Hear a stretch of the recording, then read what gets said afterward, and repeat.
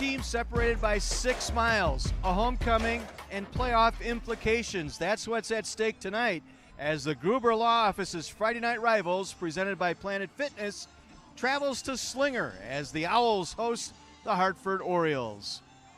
Good evening, everyone, and welcome into our broadcast with Terry Kelly, John Weiser. Glad to be back this week. Special thanks to Bob Brainerd for filling in for me last week. Hey, playoffs on the line here tonight. 2 teams trying to get playoff eligible, and it's a homecoming for Slinger. Right. You know, we know the game has got that coaches versus cancer theme, but more than anything for these teams, they're trying to get into the playoffs. Got to get to that 4-win mark to guarantee that you have a shot. 2 diverse offenses, too, we're going to see tonight in Slinger and Hartford. Right. Slinger wants to run the ball. They got a little derailed last week. Hartford tries to balance things out. Should be an exciting contest here tonight. Full house. We just mentioned it, the coaches versus cancer aspect of this. Both teams affected by that. Right, and there's been a history of trying to raise funds to fight cancer, and so got to salute both schools for coming together to unite against it. Should be an exciting contest. Let's take a look at the players we're going to keep an eye on here tonight. We'll start first for the Slinger Owls. Well, Mark Lytle is a wide receiver, first team all-conference a year ago, 8 touchdown catches so far. And on the offensive line, Richie Garrick, real character according to his coach, but he is a two-way player. On defense for the Owls, Shane Pfeiffer, best cover man in that defensive backfield for the Owls, and Braden Hayes, a first-team all-conference selection at linebacker last year. For the Hartford Orioles on offense, Reed Genders, the leading rusher so far this season, and Weston Yeager is a returning starter, another two-way starter. On defense for the Orioles, a couple of linebackers. Oh, yes, and Coach Redder says people want to avoid getting to those linebackers. Dylan Brewer, honorable mention all-conference a year ago.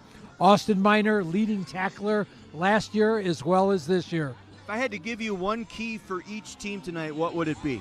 I think Slinger wants to be able to run the ball. They've struggled the last couple of games. Hartford is looking to find their offense. They really have not found a way to click it, so they're both going to try to establish an offensive identity.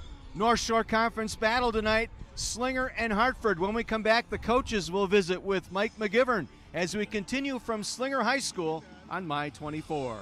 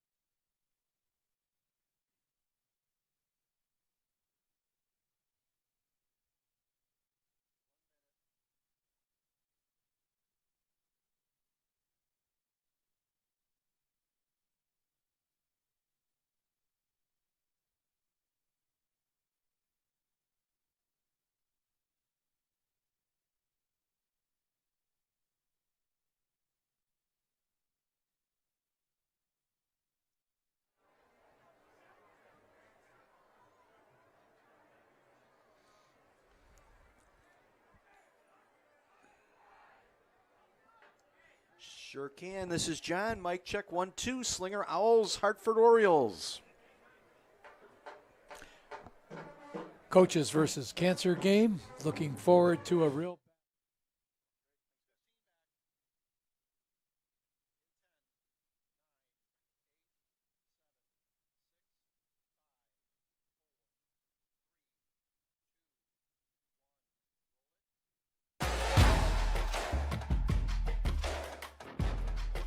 Welcome back to the Gruber Law Office's Friday Night Rivals high school football game of the week, presented by Planet Fitness.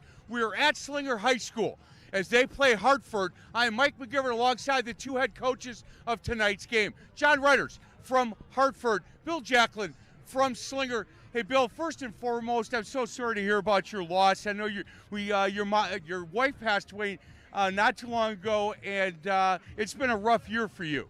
Yeah, it's been trying. I just do what I tell our kids: control what you can control, and you could just sit there and mope about it, but you just got to move forward. And I feel like I'm promoting that, and the kids look at me for that, and it's worked. So we're just keep moving forward. So I got to tell you guys, the name of this show is Friday Night Rivals, and there's enough juice to just have Hartford against Slinger, right? 10 minutes apart, these schools, and then you add that the winning team tonight is qualified for the playoffs, and then you add it's your homecoming. I don't know what you were thinking about picking Hartford for your homecoming game. We'll talk about that some other time. How you feeling about this team and coming along as far as how they've been playing that last couple of weeks? I love our kids. We have unbelievable seniors, great leadership. That's probably been the biggest key for us. I feel like we kind of come together. Last week we kind of dropped one there, but we had a good week of practice, so I feel good about tonight. So John, it's good to see you again. You guys have had a couple of stumbles, but feeling pretty good about where they're at right now. Oh yeah, we we had a great week of practice, and we kind of learned a few lessons from those losses that we had earlier in the year. We got back to full strength. We had a couple kids out, so I'm hoping that we can get the ball rolling tonight again. Hey John, different feel when you're playing Slinger. When you talk about rivalry games around the state, this one comes up because of how close the schools are. All these kids know each other. Different week of practice when you know you're playing Slinger. Oh yeah, I mean it starts with my sleep. I think I get about 1 hour sleep a night. My heart rate's up all week. There's no doubt. It's a great rivalry. For me, I lost my dad to cancer 7 years ago, and again, same thing a coach is going through. It's hard to lose somebody, but it's a great chance to teach these kids lessons about, life is precious, and, make sure you love those people as much as you can when you can, and let's get after it on the football field when we can do that. Hey, it's interesting because we're teaching kids to give back, right? Have that servant leadership heart. And Coaches for Cancer, that's what this game, you add that to this as well. Not enough distractions this week for you, I bet. Yeah, there's been a few. Yeah. I really appreciate John supports this. I mean, if you look at his wrist, he has my wife's name on there. And we just, we love each other, and tonight we're going to get after it, but, he's really been supportive of my family, and their whole staff has, and it means a lot to me. Guys, I hope we raise a bunch of money, and it's a really good game tonight. Really appreciate you having us out here tonight. We're going to get to a break. Other side of the break, John Weiser, Terry Kelly will get to the call of the game, only on My 24.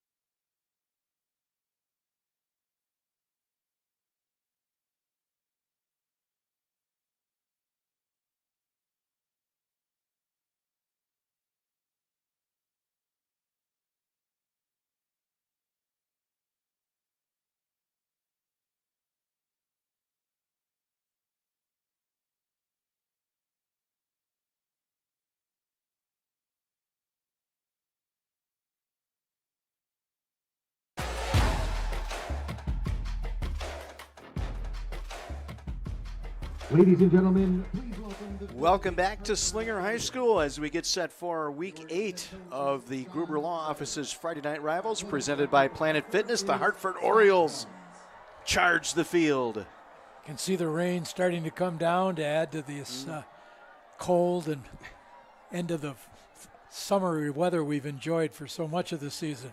I was going to say, it took till week 8 to finally have weather play a factor in tonight. We've got a turfed field, but weather will be a factor. Right, and you never know on a night like this just how that ball is going to squiggle out or somebody slips and falls. A lot of things going on tonight. They're raising money. Coaches versus Cancer. Both teams have raising money to bring cancer awareness and to bring that into focus. And I think that's so tremendous at this level that two rival schools, two rival students going at this for one cause. We saw it last week with the Brookfield schools fighting childhood cancer. Yellow out, they called it. So both schools, put aside school colors, try to unite against this insidious disease. And on top of that, you have 2 3-2 teams. With a win tonight, one of these teams will become playoff eligible. The other will have to wait till next week to get there. 4 wins in the conference, you're guaranteed a slot in the playoffs. And you don't want to wait till that last week. You don't know what could happen, and so, the natural rivalry has all these other little twists and turns with it this evening. Should be a great contest here tonight. Looking at the standings in that North Shore Conference, Homestead 5-0, Cedarburg 4-1, Hartford and Slinger each at 3-2. So there is that logjam with the top 4, but an opportunity here tonight for one of these programs to get to that 10th week of football. Right, and they're fighting to win this trophy. The whole idea of the Wilkinson Redders Trophy to honor the winner of this Coaches versus Cancer game.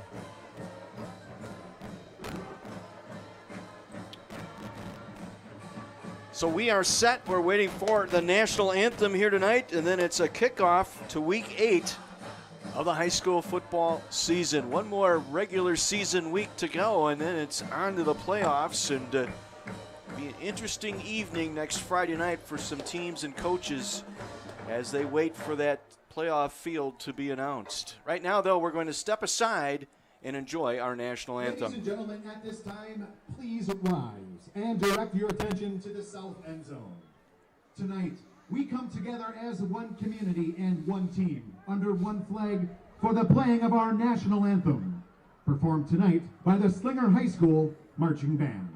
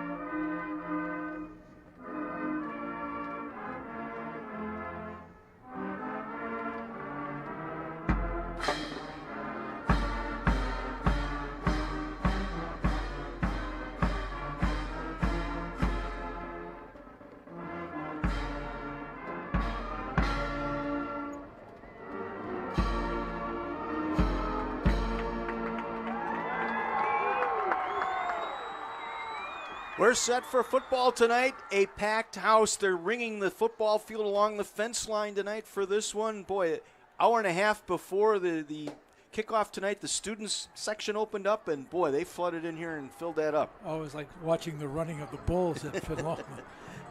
Let's head to our coin toss ceremony tonight, which is brought to you by the United States Army. Be all you can be.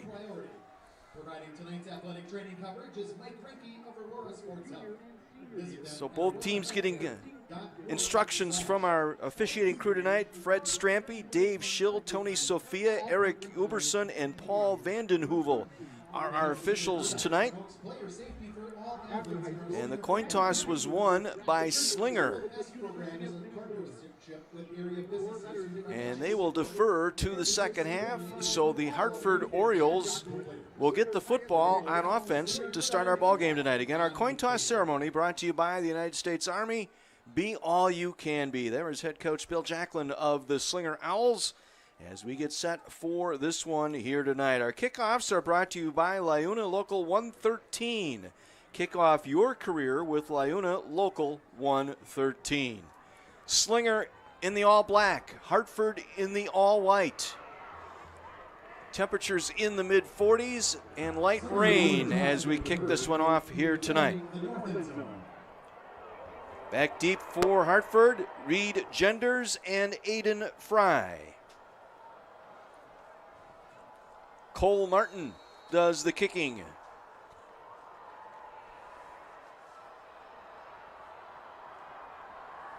And we are underway. And this one will be taken at the 1. Out to the 20, at 15, and taken down shy of the 20-yard line with that return, Aiden Fry. And he was brought down on the play by Jack Bullis on special teams for Slinger. So our first look at the Hartford offense here tonight. And we start off with a penalty that was called on that return. See what the specific call is going to be. There's your starting offense. Bennett Klages, the quarterback. And then you got Cifaldi out there at split end and Winkleman, the tight end. He's been the story of this offense, the transformation of Winkleman at that tight end position. Right, a young man who really worked hard in the offseason, weight room, got himself out for track, and has become a contributor. Holding on Hartford on the kickoff will push them inside their own 10-yard line on their opening drive tonight.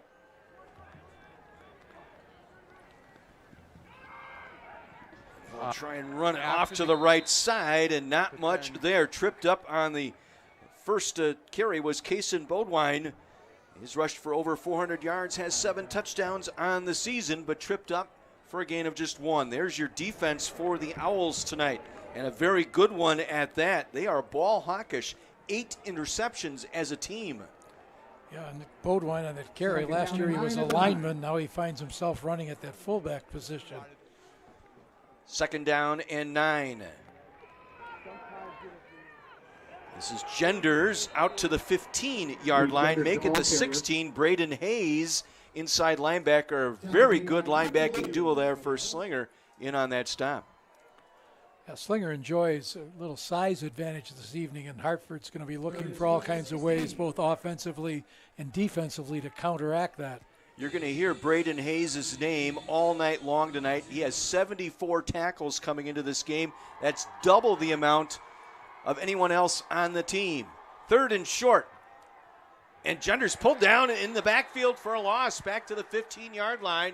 His other inside linebacker made Cole Bloomberg there to make the stop. One more look here. Read the play beautifully. Got in there to make the stop, forcing a punt. You see how those penalties on something like the kickoff can really disrupt that whole offensive flow. Hartford has to kick now deep out of its own territory. Connor Ford will do the punting. Mark Lytle at midfield for the Owls. Nice punt. A knuckling punt. Lytle will take at his own 48-yard line. So the Owls will get their first taste of the football tonight. We talked about the balance that they have. They've rushed for just 1,100 yards. They've also thrown for just under 1,100 yards. There's a good 50-50 blend there. Right, and they're coming off a game against Nicolay where they did not get their offense untracked at all. And so Coach Bill Jacklin said, you know, we've got to go back to our identity of running the ball.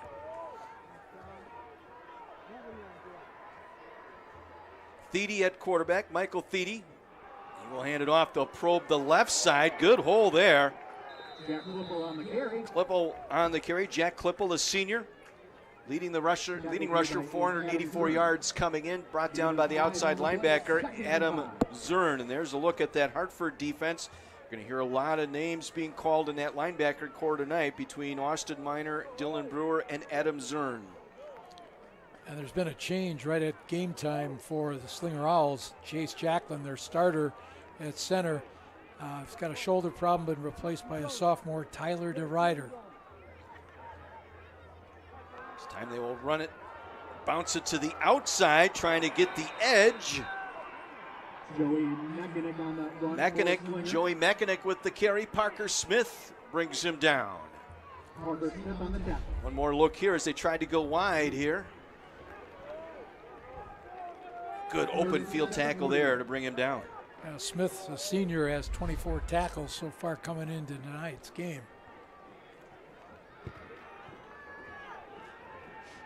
So 3rd down and 5. The 49 of Hartford. 2 receivers to the left. They'll roll the quarterback, Thede. Lefty throws on the run, completes the pass for the first down. Mark Lytle, first team all-conference with the reception. Dominic Cifaldi with the stop. Now Lytle on the season's got 26 catches already, 455 yards. Thede puts that ball right on the mark. Forward progress will get the first down for the Owls. Our first downs this season brought to you by Best Electric Service. Best Electric Service, connect with the best. First and 10, Slinger.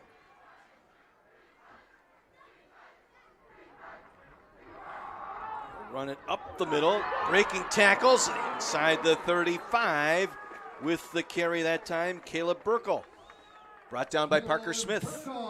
Let's head downstairs. Our first visit with Mike McGivern. Hey, boys, the defensive coordinator, defensive coaching staff here on the sideline, Slinger, really happy with that first set of downs.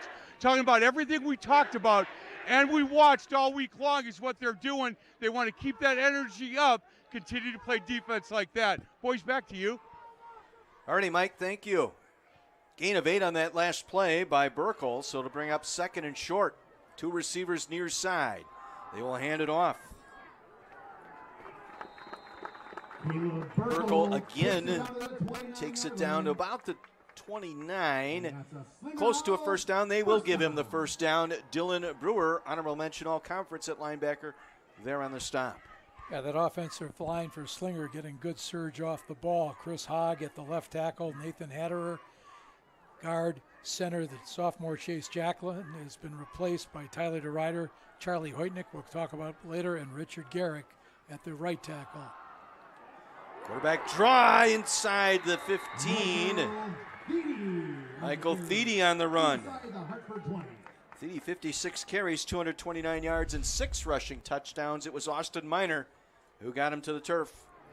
Ball spotted at the 18-yard line for a Slinger Owls first down. So Slinger starting to get some momentum here on offense, get a little bit of a momentum on their side here after getting the 3-and-out stop.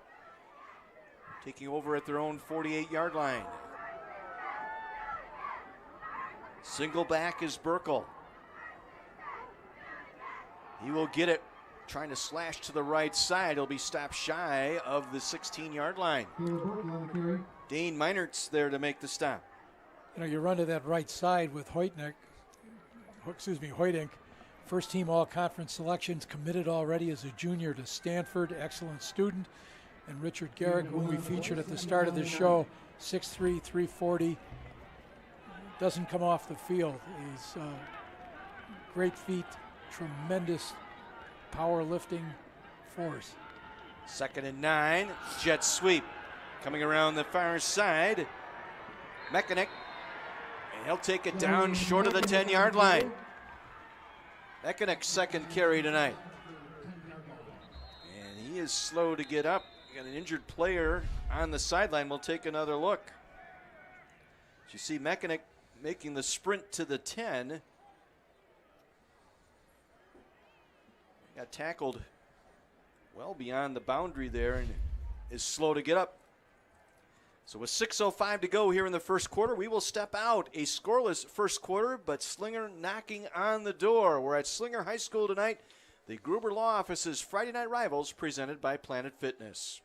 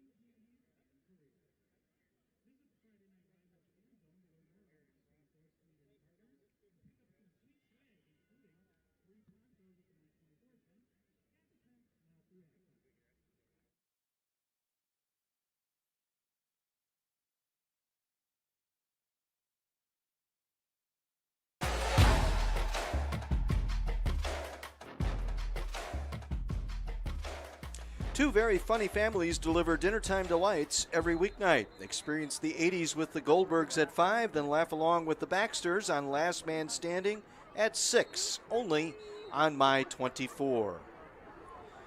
Joey Mechanic ran off under his own power back to the near sideline. Good sign there for the Slinger Owls.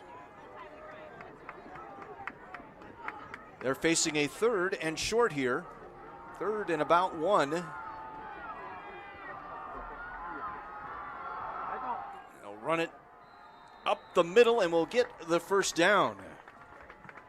Thiede with the keeper. Thiede, the quarterback on the keeper, brought down by Miners again. And if that name sounds familiar, his brother Quinn went on to UW Whitewater and is now a starting guard for the Denver Broncos.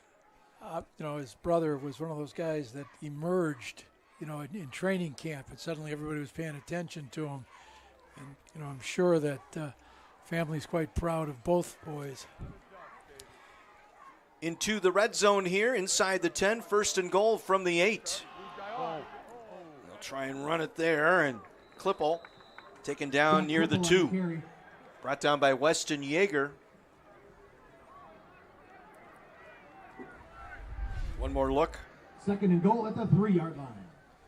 Pickup of about 4 on the play. It'll bring up 2nd and goal from the 3. Inside the Bryant and Stratton College red zone. Bryant and Stratton College, built different for you.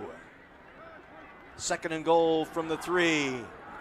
Thiede's got nowhere to go. The Hartford defense stones him at the line of scrimmage. Adam Zern leading the charge, the outside linebacker for the Orioles. Hartford defensive coordinator Lance Sadrow thought, what they were going to need to do was stem a lot, use blitzes.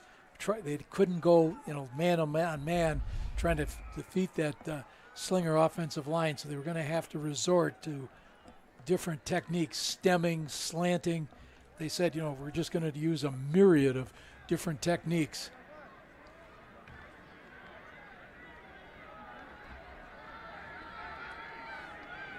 It's Klippel to the left of Thiede, the quarterback. 3rd and goal. Fake to Klippel. Thiede is going to be sacked. Back behind the line of scrimmage, Aiden Grolke getting there for the Orioles.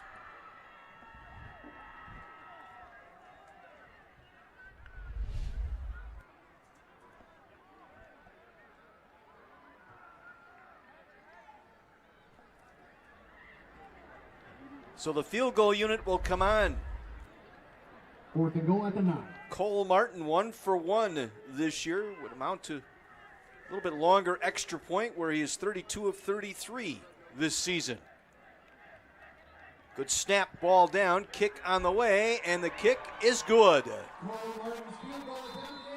Hartford, though, has to feel good about bowing up and stopping Slinger from going in for a touchdown.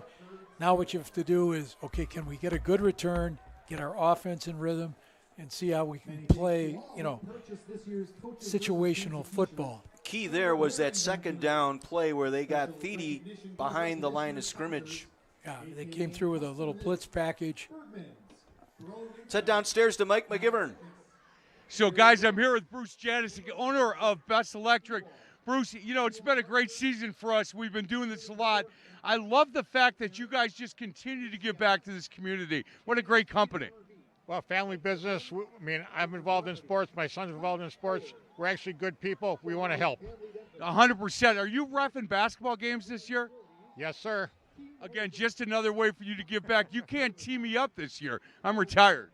I'd love to tee you up. I didn't do it one time, but we should have. Yes, he should have, and I thank him that he did. Hey, thanks so much for being a partner with us on Friday night. I really appreciate it. It's always good to see you. Boys, back to you. Thank you. That might be the only official that hasn't gotten a tee on McGivern. That's being generous.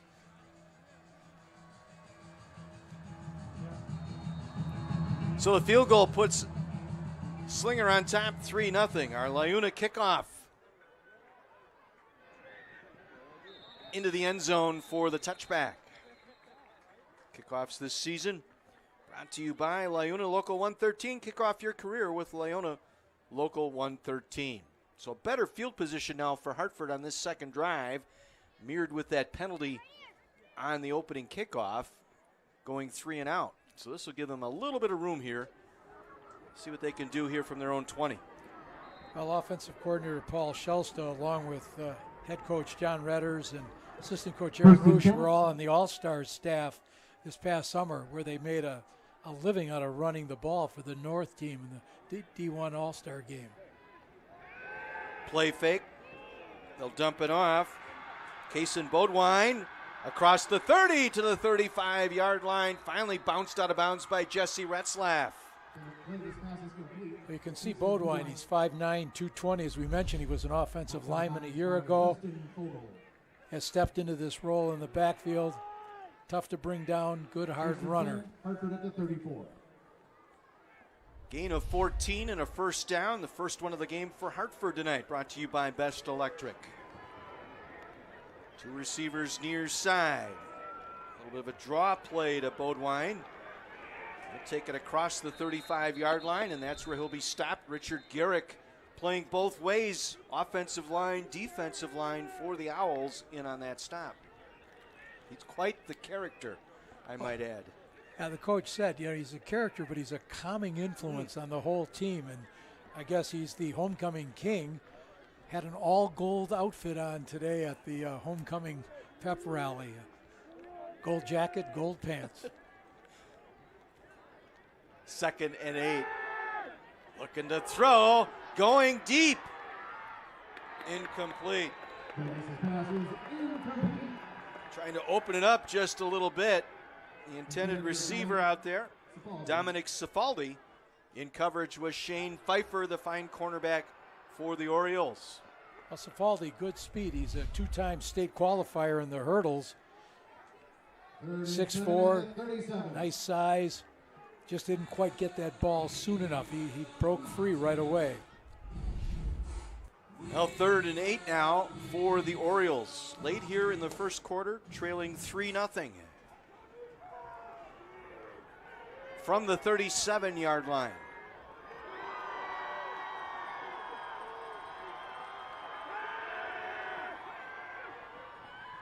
A little hitch. Comes short, it's picked off at the 45-yard line. It was an underthrown ball. Catch a number on it here in a moment.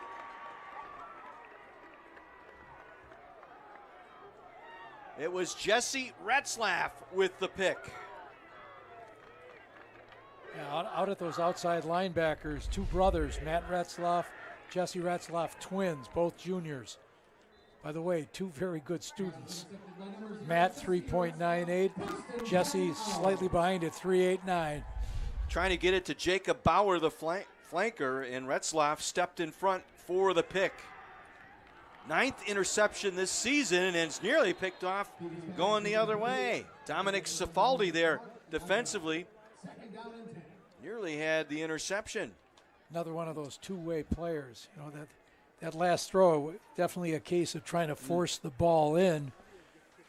They thought that they were going to have to use rollouts and boots to counteract that Slinger size advantage and get to the outside.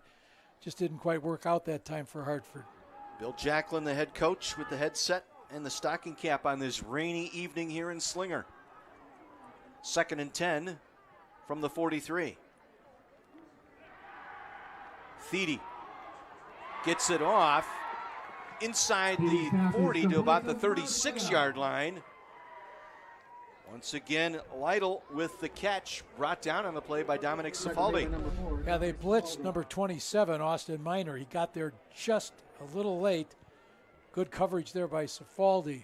But you can see that Michael Thiede really throws that ball well. And again, rolling left as a left-hander. Got to remember to get the shoulders square. 3rd and 3. Double stack to the left. They will run it up the middle for the first down and more. Just shy of the 30-yard line.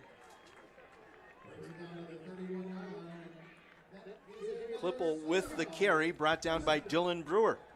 Once again, running to that right side. And so far, it looks like sophomore Tyler DeRuyter is doing a nice job at center. They head coach Bill Jacklin was hoping not to be able to have to use his son Chase, who's battling a sore shoulder.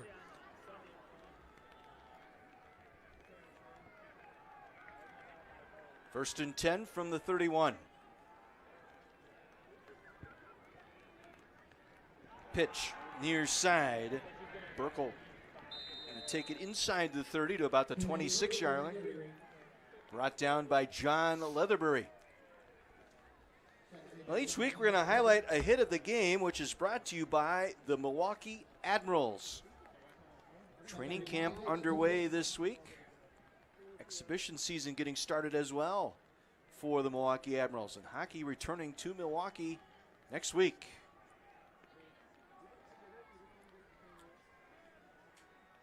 Gain of 5, 2nd and 5.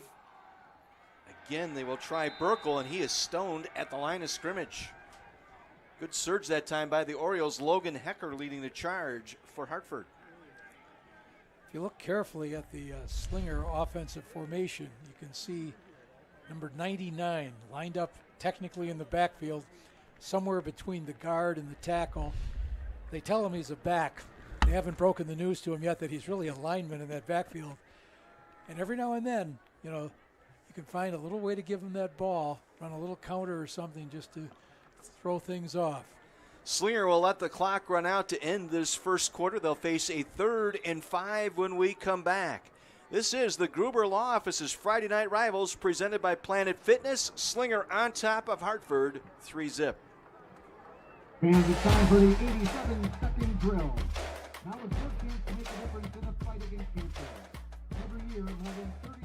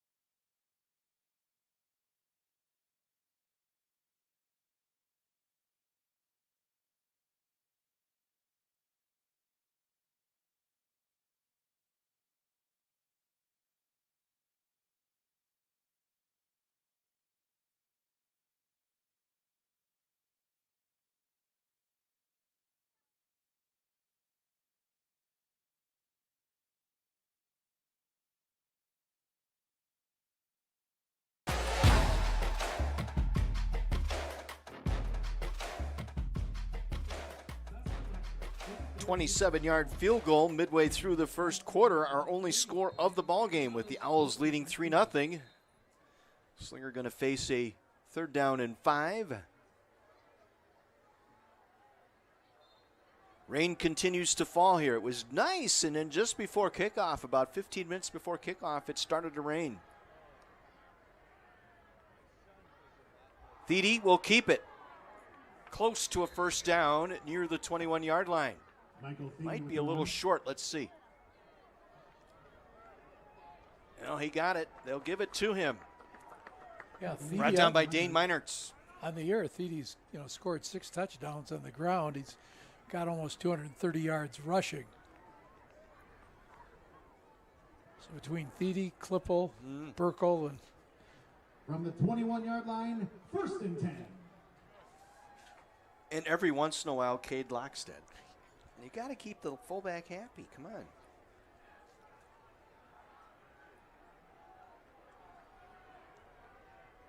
Klippel to the left of the quarterback, Thede. And around. Around to the near side with it is Mechanic back in the ball game. Remember, he left injured last drive. Reed Genders brought him down there for Hartford. So that's good news there for the Owls.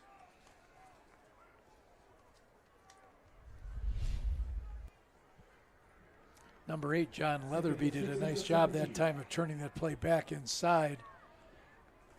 Yeah, he fought off the Klippel block to force that play back into the hash mark and prevented a big gain. And we've noted Hartford's, got a number of different guys in there on defense trying to find a way to thwart this size advantage that Slinger's enjoying.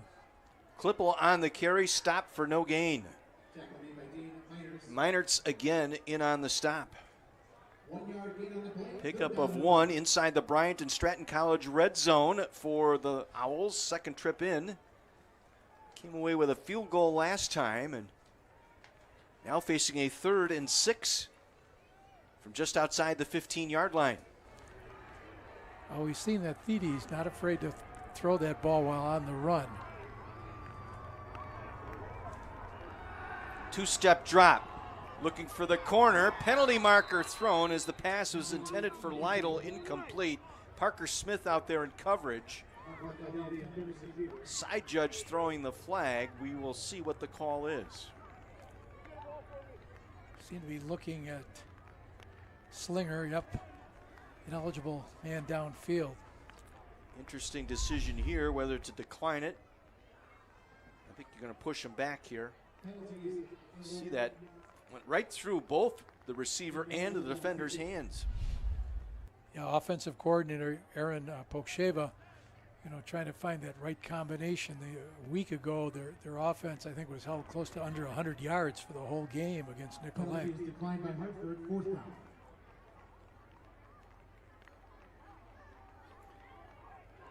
It looks like they're going to go for it, I think. John Redder is the coach for Hartford, declining that penalty, forcing a 4th down here. And you are right, they will go for it here on 4th and 6. Little confusion for coverage, the secondary. With time, Theedy throws incomplete. Looking for Lytle, it was thrown high. Genders was there as the coverage man, but the pass was high, and the Owls turn it over on downs. Yeah, Genders coming, wasn't listed as one of the starters for them on defense, starting running back, but came in there, good coverage. So once again, the Hartford defense buckles down in the red zone. They will take over now at their own 16-yard line.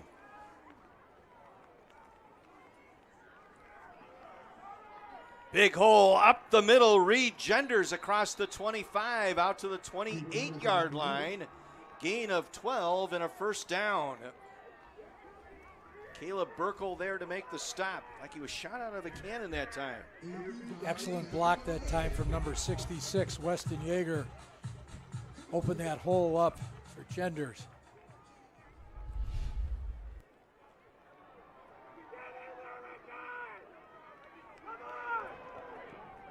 Try the left side, not much doing there.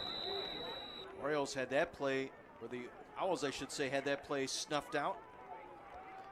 Bodwine stopped for no gain. Jesse Retzlaff leading the defensive charge.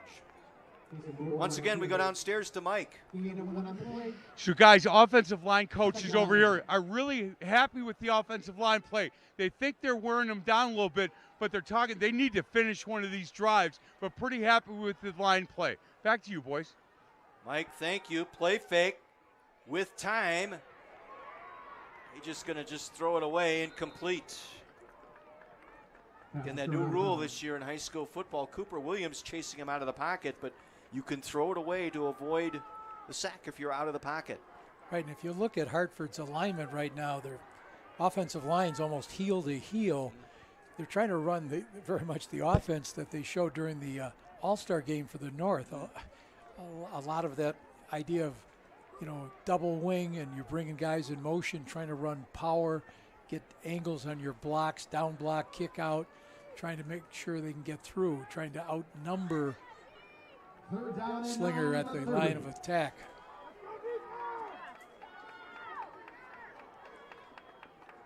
Three receivers to the left here on 3rd and 9. Looking to throw. Under pressure, down he goes. Back at the 19-yard line, it'll be a sack for the Owls. Cooper Williams getting the sack. Cooper Williams with the sack. 4th down, Orioles. Great surge up front by that defensive line for Slinger. Constantino and Williams combining on that one. Yeah, a couple of juniors.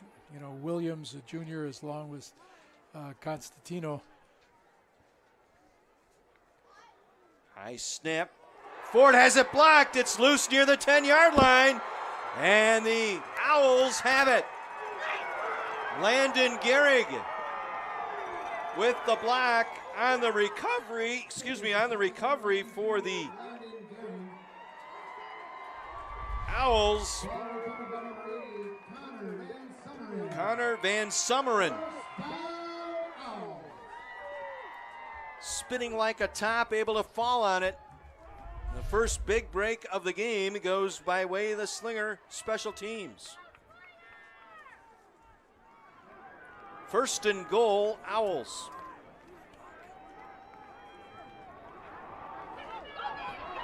They'll try and run it in, and they do. Touchdown. Caleb Burkle. His 3rd touchdown of the season. And the Owls jump on the takeaway, opening up a 9-0 lead. You know, Hartford's made 2 great goal line stands, but now that turnover just totally flips the script. Burkle from 10 yards out. The extra point is up. And it is good. 10-0 Slinger. They take advantage of the block punt. 1 play, 10 yards, the run by Burkle. Nice seal block. Can see that. Garrick did a nice job. That hole widened up, you know, and just, you know, I don't think we'd be crazy enough to say we could get through that hole. We don't have that speed. Mike, what do you have?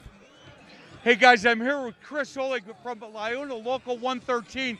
Hey Chris, this time of year as fall is coming, you guys still get a lot of people joining, correct? We do. We have opportunities for people to work in our trade throughout the winter as well.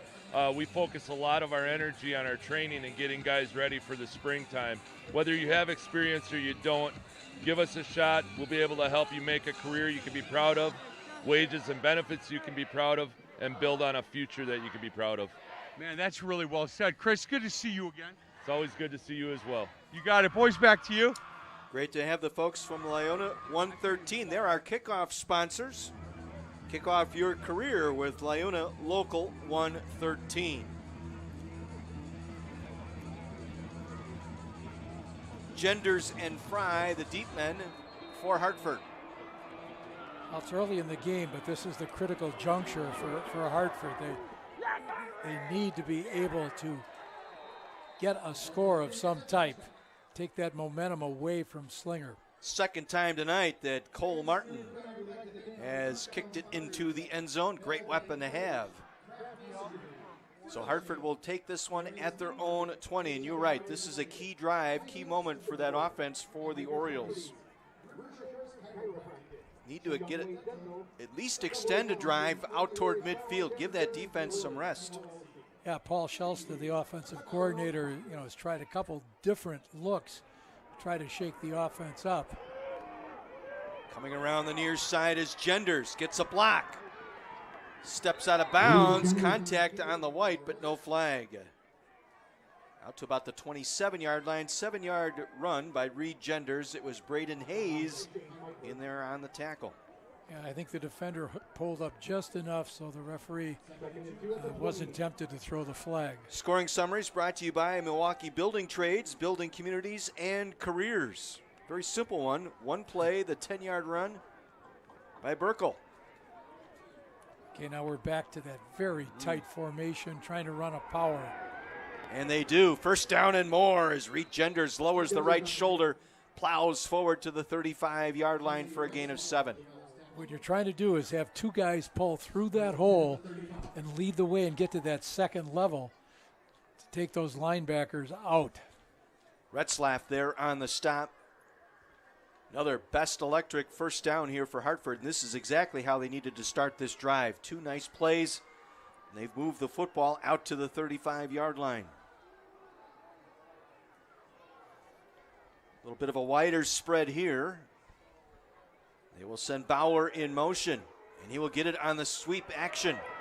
He is brought down, and behind the line of scrimmage, he will lose a couple. Landon Gehrig, honorable mention, all conference, once again there to make the stop for Slinger. Once again, the coaches, as they watch the film, are maybe going to say, hey, go under that block instead of trying to run outside. Casey's got the kick out. Might have had a little more of an alley. Loss of 2, 2nd and 12. Now they'll go tight again.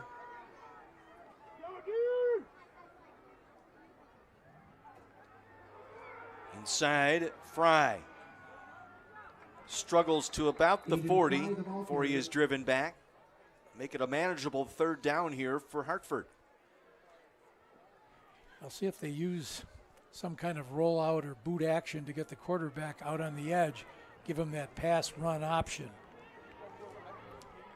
Landon Gehrig again in on that stop, the junior. Honorable mention all conference a year ago. So 3rd and 5 from the 40. Genders gonna pass. Has a man out there. It is underthrown and broken up, incomplete. Shane Pfeiffer there to swat it down. Intended for Aiden Fry. I think defensive coordinator Mike Wadman is extremely pleased with Shane Pfeiffer. He sees him as an excellent pass defender. That backfield they've got of Caleb Burkle, Weston Fogel, very intelligent group of guys making the calls, adjustments, and at time they were able to put a stop to this Hartford drive. After a promising start, the drive stalls at the 40. Connor Ford will punt. Lytle back deep. Short punt. It will get out of bounds upfield here. This will be close to the 40-yard line. I think it might even be closer to midfield. They'll put it at the 43. We will take our break. Exactly 6 minutes to go here in the first half. Slinger up by a score of 10-0. Our Gruber Law Office's Friday Night Rivals, presented by Planet Fitness.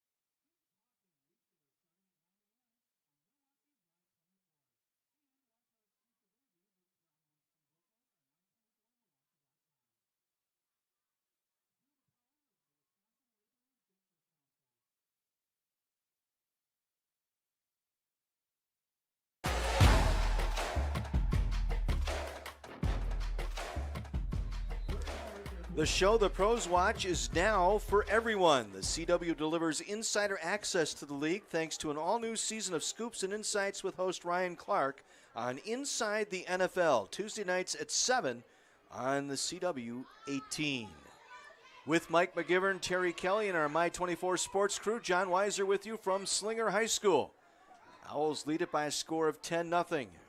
First and 10 at the 43. Owls will start this drive at their own 43-yard line.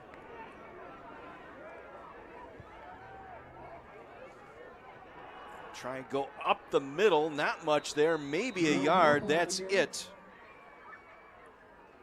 On the carry, Jack Klippel brought down by Aiden Grolke.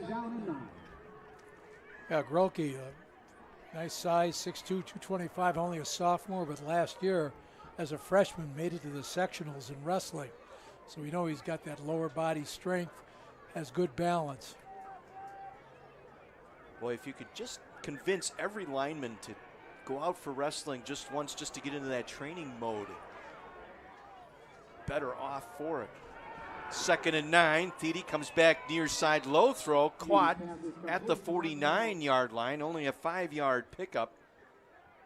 Mark Lytle making the reception from his shoelaces that time. Lytle giving strong consideration to go to UW Oshkosh next year. Can see why they'd be happy to get it, the young man. So 3rd and 4 now for Slinger at their own 49-yard line. 4:50 to play here in this first half.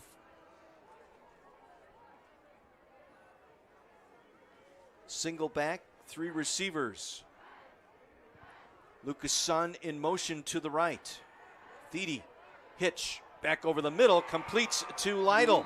Across midfield and down to the 40-yard line of the Owls. Adam Zern and Dylan Brewer get him down, but enough for a first down for Slinger. At Hartford's practice this week, they were talking about watching that man coming over the middle. You know, that they just couldn't be looking for verticals or for guys running patterns to the outside. And that time, Thede was able to take advantage of an opening and zip the ball in there.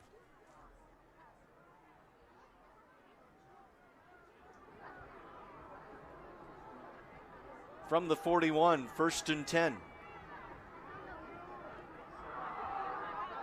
Klippel Jack Klippel on the carry. shoots forward down to about the 35-yard line. Grolke and Smith both there for Hartford. Gain of about 6 on the play. Once again, we'll point out running to that right side. I can understand why Aaron Poksheva really likes that idea. Charlie Hointig, tremendous powerlifting strength. As we mentioned, headed to Stanford, and Richie Garrick, 6'3", 340. Just, 2 road graders out there. 2nd and 4. Thede calls his own number. Breaks a tackle. Second effort, may have gotten the first down. Dylan Brewer, the inside linebacker, finally got him to the turf.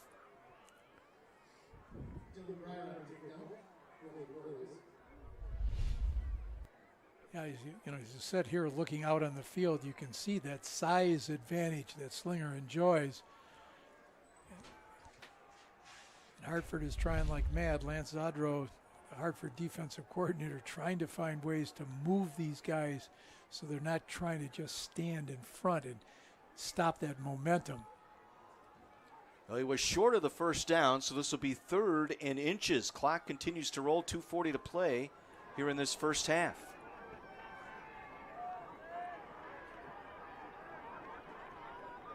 Thede will hand it off. Klippel, it's going to be close. Right foot or left foot placement will decide this one. You could see number 99, Kay Lots to try to lead through that hole, get the block to the outside.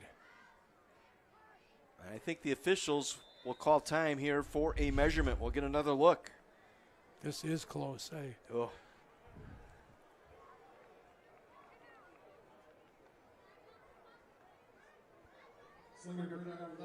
So the chains will come in from the far side. If he gets it, it'll be by 1 link.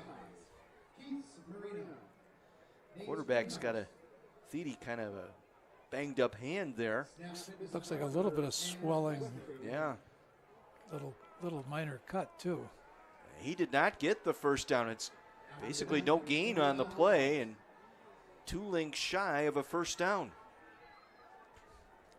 We've seen Hartford, bow up a couple of times, were it not for that turnover. Well, coming up in the Wendy's halftime report, we'll highlight this week's West Bend Insurance Scholar Athlete nominees. We'll meet a few of our sponsors. We'll also take a look at the Carthage College first half highlights. That's all coming up in the Wendy's halftime report. Big play here, 4th and inches. Thede from the gun will send a man in motion. Hand it off. And they did not get it. Klippel stopped short. Dane Meinertz was the first man there to make the stop. And for the second time tonight, the Hartford defense has turned away Slinger on downs. Yeah, Meinertz, 6'4", 185-pound junior, gets in there. I think he's actually got a hold of the ball, pulling it. Austin Miner also in there, making contact. You're right, the turnover, the difference so far in the score of this game. Well, Hartford now with 1:49. Let's see what they do. They will hand it off. Genders to the 35, a gain of about 3. Brought down by Matt Resleff and Richard Garrick. Yeah, a little bit of sprint out action and then a draw back to the middle. Slinger caught in a substitution here. They got to get some players off. They did not. Free play here for Hartford. Ball is tipped and will fall to the turf, incomplete, but this will be too many men on the field here for the Slinger defense. Another case, though, where you can see Bennett trying to throw that ball into a very tight window. Yeah, forcing it, you're right. And he's done well this year. He's, 34 for 57 on the season, 300, got some things going, but need to be smart here.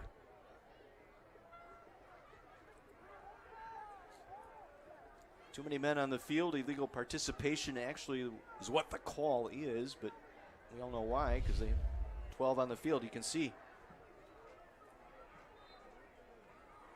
Trying to get the big guy Garrick off the field that time. Up the middle, maybe a yard, that's it. Slinger defense very stout up the middle there. Stopping Genders, and quickly a timeout. No, they're going to get the first down. Reset the chains here, restart the clock.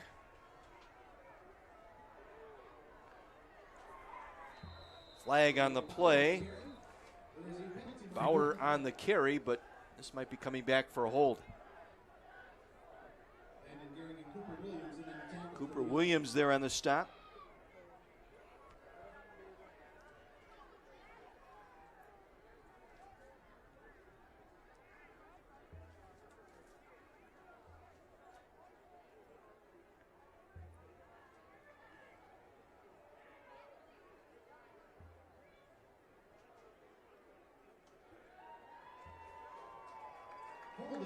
So holding against Hartford moves the football back to the 33-yard line of the Orioles. Each team with 3 timeouts remaining here late in this first half. So a 1st and 20, 3 receivers to the left. Nowhere to go. Again, throwing it in a tight window, makes the completion.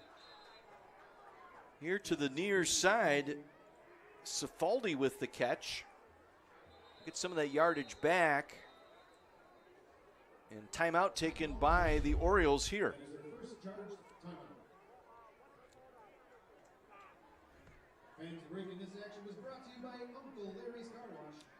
Tough catch there. Shane Pfeiffer finally wrestled him to the turf, but was thrown a little bit behind. Cifaldi made a nice grab of that football. Once again, we go downstairs to Mike McGivern. So guys, yesterday I was a guest speaker at Concordia University, a couple of their classes, and I met Maggie Palmer. She's the first baseman. She was at Slinger, now she's playing softball at Concordia, and she wants to take my job. Hey, I did a pretty good job yesterday, right? Yeah, you did a great job. Hey, how was school going? Great. Always good to be a Falcon. Yeah, and the softball team, you guys going to have a good year, yes? Of course. Yeah? Yeah. Hey, homecoming, a lot of kids out here. You miss some of this stuff? I do, yeah. I miss the community. Yeah. I tell you, Owl through and through. There's no doubt. Hey, it's good to see you. Thanks for coming out. Good to see you. Thank you for having me. You bet. Boys, back to you. I'd like to know what he gets for speaker fees these days. Oh, it's a free meal, I know, but other than that, 2nd and 11, trouble. Coming back to the football, it'll be incomplete. Constantino, along with Gehrig, providing the pressure that time.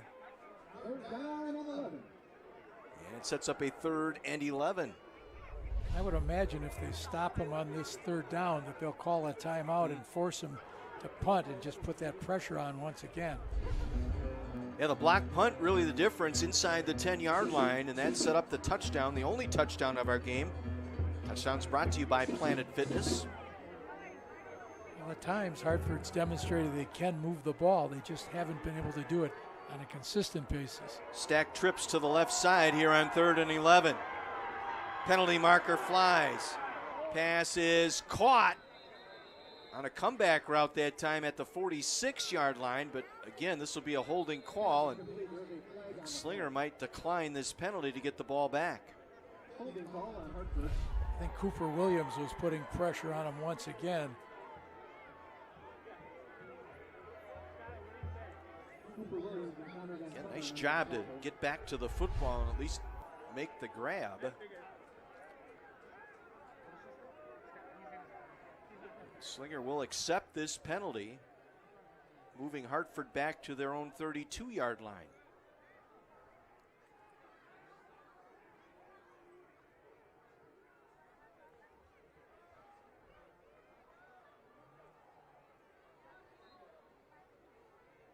And because that play was caught in bounds, the clock's going to run here. Surprised Slinger hasn't taken a timeout.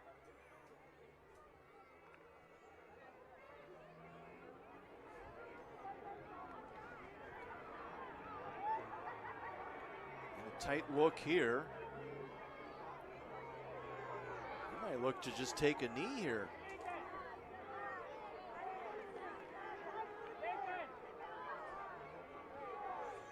Well, try and get to the outside with it. Bauer races out to midfield, but time expires here in the first half. Unusual clock management here by both teams, but nonetheless, Slinger will head to the locker room with the halftime lead. It's the Owls on top of the Orioles. A big battle here in the North Shore. A couple of teams trying to get playoff eligible tonight. 10-0 Owls on My 24.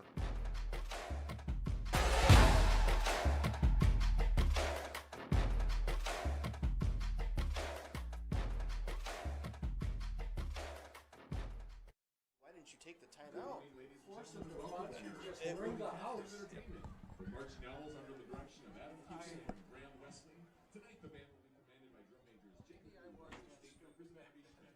The color guard is led by captains Kyle Bull and Danica White.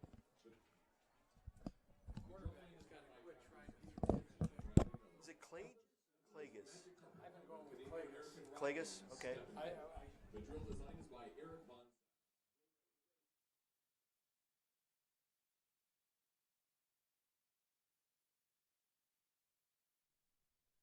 Welcome to the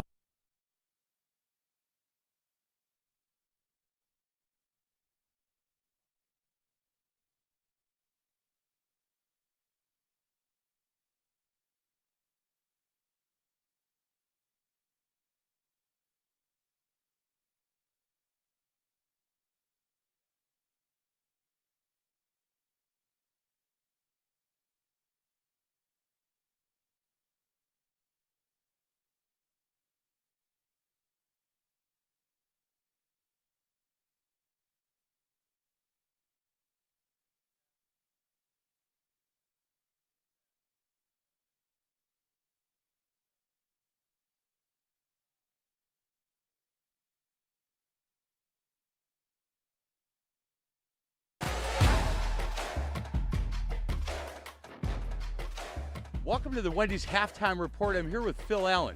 He's a district manager for Bridgman Foods Wendy's. Hey, Phil, thank you so much for your partnership and Wendy's partnership to Friday Night Rivals.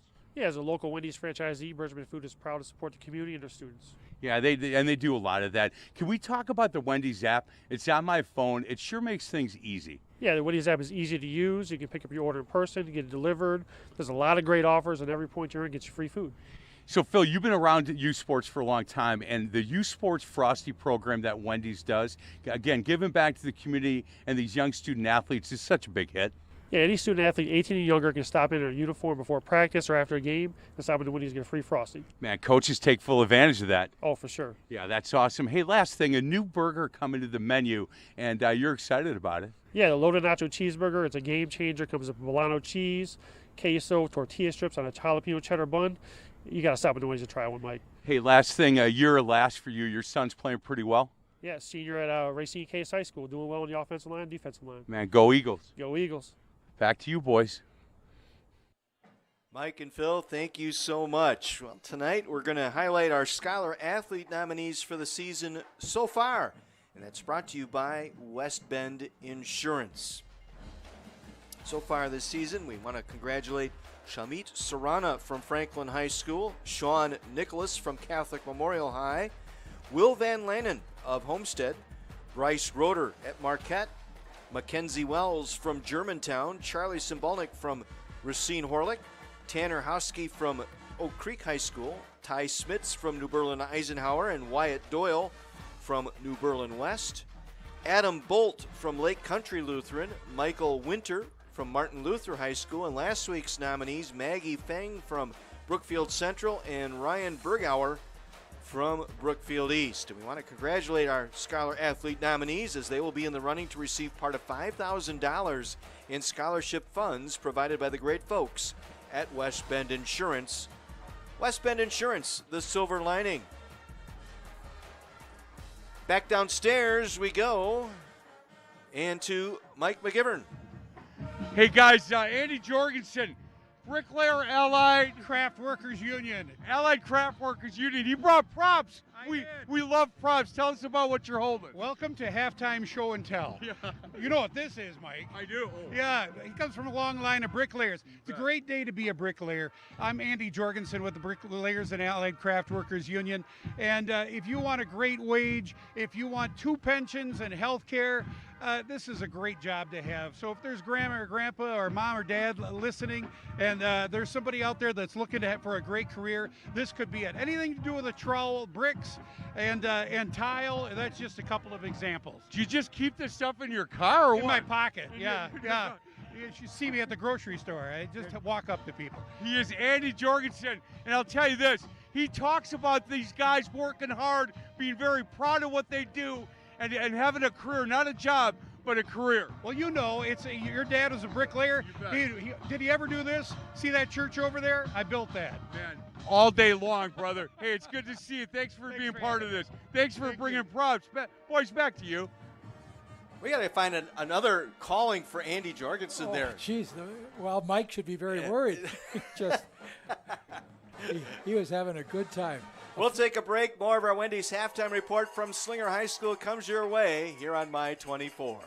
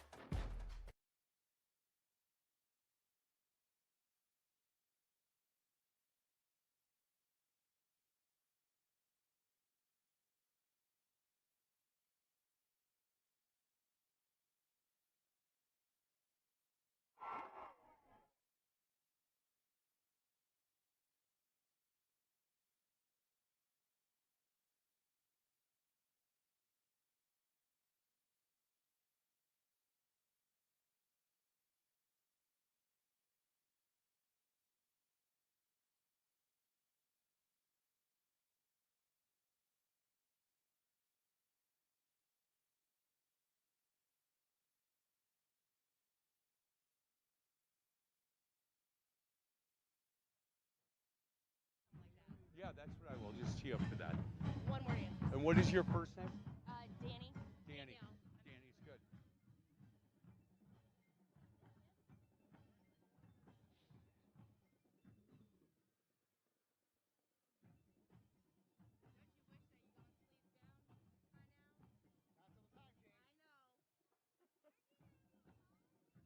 What's that? I'm already cold, but don't tell anybody. And look at this. And this keeps me nice and warm. Plus, I'm a really big boy, so I appreciate you saying that.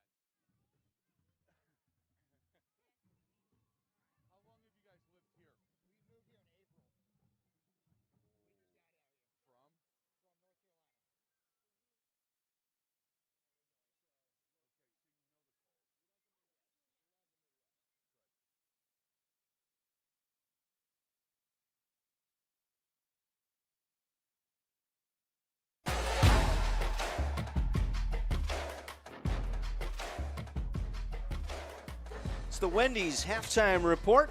10-0 Slinger on top of Hartford. Once again, we head downstairs. Our United States Army interview with Mike McGivern. Hey guys, so it's a family affair when you're in the Marines. And you know, this one's a veteran. She was with us last week.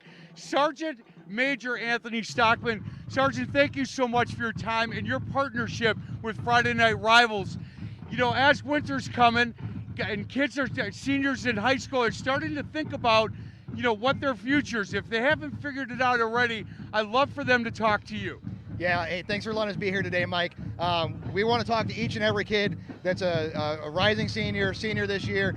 We want to let them know what the Marine Corps can offer them for any of their future endeavors, that we can link them up together. Hey, have you ever heard the term outkicked your coverage? I haven't. So you have outkicked your coverage, pal. I'm gonna talk to Danny. Yeah, you guys grew up in Indianapolis, correct? Yes. Yeah. As the wife of a Marine, you must be so proud of the work he does. Absolutely, yes. You know, he does such a good job, and we have met your daughter before, and she looks you right in the eye and says hello and thank you, and I love that. Can I just have you say hello today? Hello. There you go. You know what, guy? Hey, if you can, look at the boots. She had asked me, she said, hey, aren't you going to be cold? Yes, I'm already cold. Guys, you have done such a marvelous job with her. Sir, thank you so much for what you do for our country. Really appreciate it. And when you find out, when I say you all kicked your coverage, I'm the president of that company. You can come on that company and be on the board if you want. Boys, back to you. All right, time now for great moments from across the country. The best Thursday Night Lights and Friday Night Rivals highlights from across the country. 3rd and 10. Terry to throw. Scans right. Directs traffic. Spins back. Middle of the field. Terry's still on his feet. He's wrapped up. Throws it. It's caught at the 15-yard line. Inside the 10. On the boundary side. Dragging across the middle, the reception to McCoy. He turns the corner. McCoy lowers the shoulder, breaks a tackle, in! Touchdown! Hanauer double pumps on 3rd and 11. Got him, man! Power! How did he catch that? It wasn't... Oh, my gosh. Going to use his legs, throw it to the end zone. That one is caught. Oh, my goodness. Stephen Famoyan. Put that one on the highlight reel for sure. On 1st down, has some time. Wants to put it up deep. He's got Enrique James LeClaire. Touchdown, McCollum. Baker, clock moving. Rolls right. Baker throws it deep. Touchdown! And he's going to roll out, throw into the... Oh, it's deep! He caught the ball! He caught the ball! The 2-point conversion is good! What a play!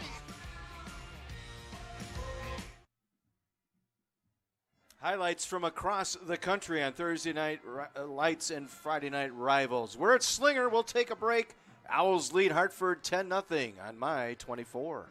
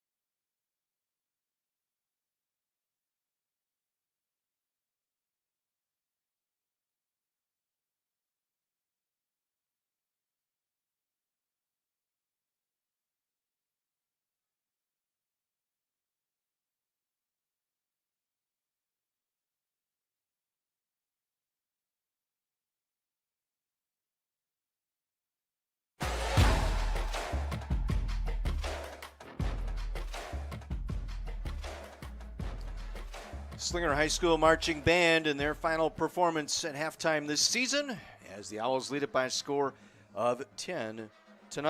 Downstairs we go, Mike McGivern. So, guys, Kenosha Bradford grad, and he played soccer at Carthage. He's Cody Taylor. Hey, you loved Carthage so much, now you're working there. Yeah, yep, and I also did my master's degree there as well. So, hey, talk to me about kids that are coming this time of year, right? Fall, get a chance to see a football game. Homecoming, I think, was last week or the week before. They got a chance to come on campus and really get a feel for what it's like to go to school there. Yeah, absolutely. So we have a ton of different visit options. We can do individuals Monday through Friday, and we can really kind of tailor that experience, meeting with a professor, sitting in on a class, meeting with a coach. We offer Saturday visits, group visits. We have major specific visits also. We also have financial aid webinars, athletic webinars.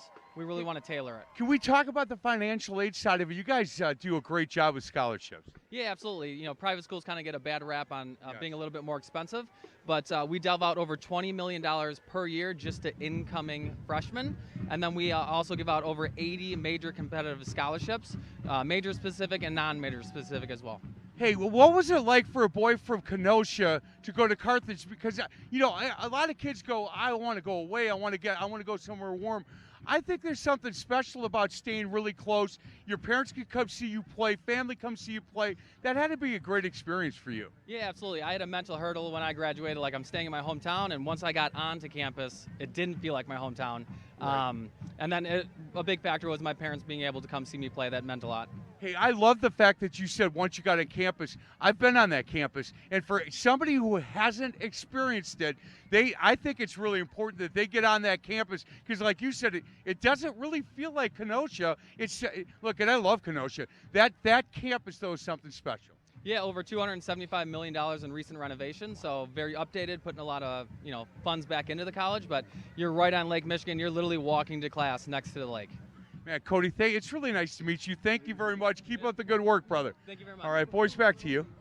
Mike and Cody, thank you so much. And I want to thank Carthage College. Last Friday, I was inducted into the Carthage College Athletic Hall of Fame. 22 years as the voice of the Firebird athletic programs on both radio and on the stream. And very, very honored and flattered to be in the same places with Jim Jodat, Art Keller, Tim Rux, Ron Zellikar. That just blows my mind that a kid from Kenosha, myself, is in that Hall of Fame. Now, we mentioned last week a well-deserved honor, and I'm glad you had such a great time. Very, very fun time there. Got to meet a lot of people. Dustin Haas, the football coach, inducting me in last week and did a great job. His check's in the mail for what he had to say. I'm just kidding.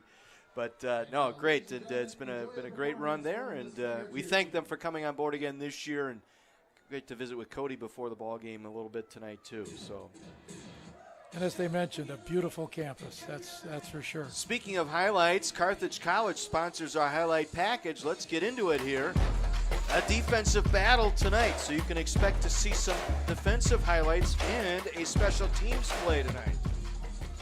It's the Hartford defense that really came to play here tonight, stopping Slinger twice. Couple of goal line stands, and one of the plays we'll probably see is the blocked punt coming up shortly, but Hartford's playing very hard.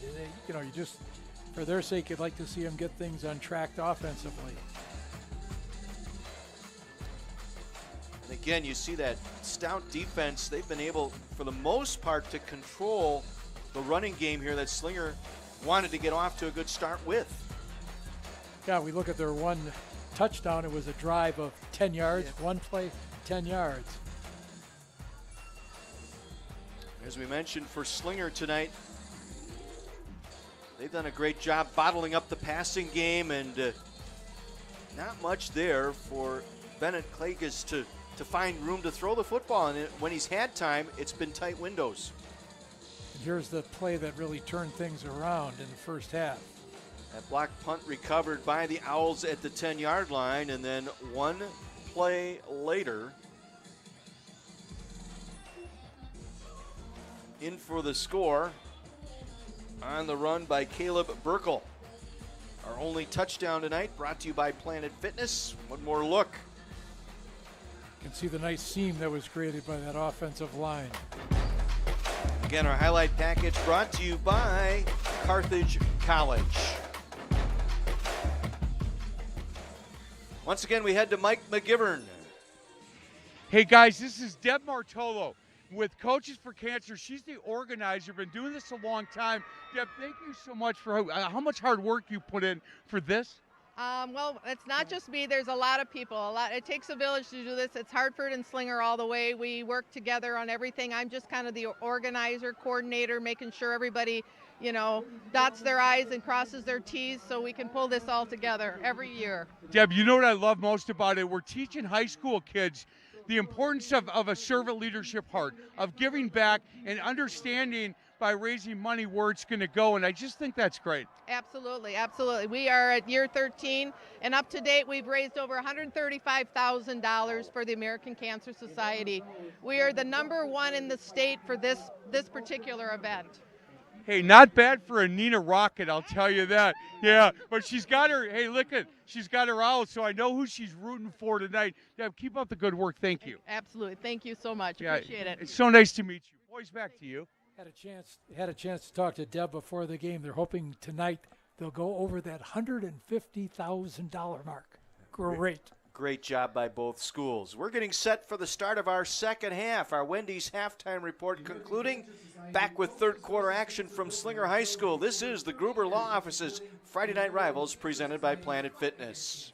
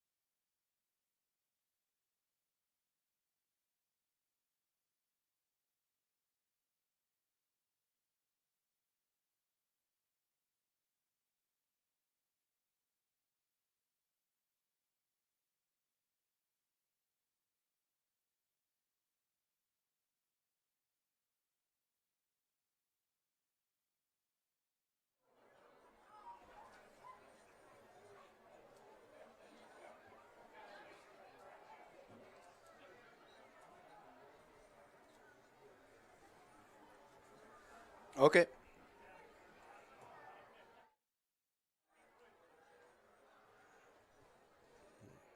Okay.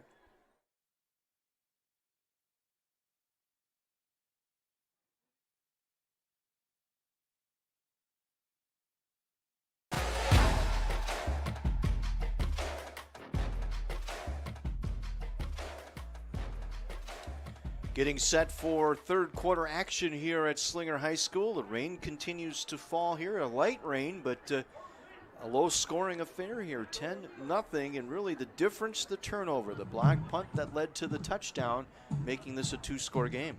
We've seen, Hartford stand up a couple different times, stop Slinger. I mean, they've only allowed 105 yards, but they themselves have not gotten their offensive on track. So it'll be interesting to see what adjustments have been made at halftime.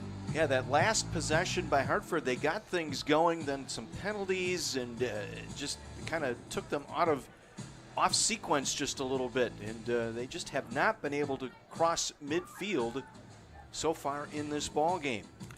So much going on here tonight. The homecoming, the coaches versus cancer, Hall of Fame ceremony for Slinger as well, and sometimes game gets lost for a while, and teams have to adjust, get into the flow.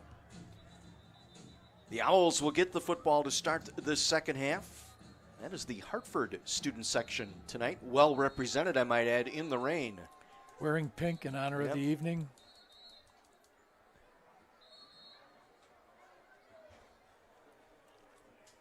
So back deep for the Owls will be Lytle and Kobe Hendricks. RJ Tomei does the kicking for Hartford.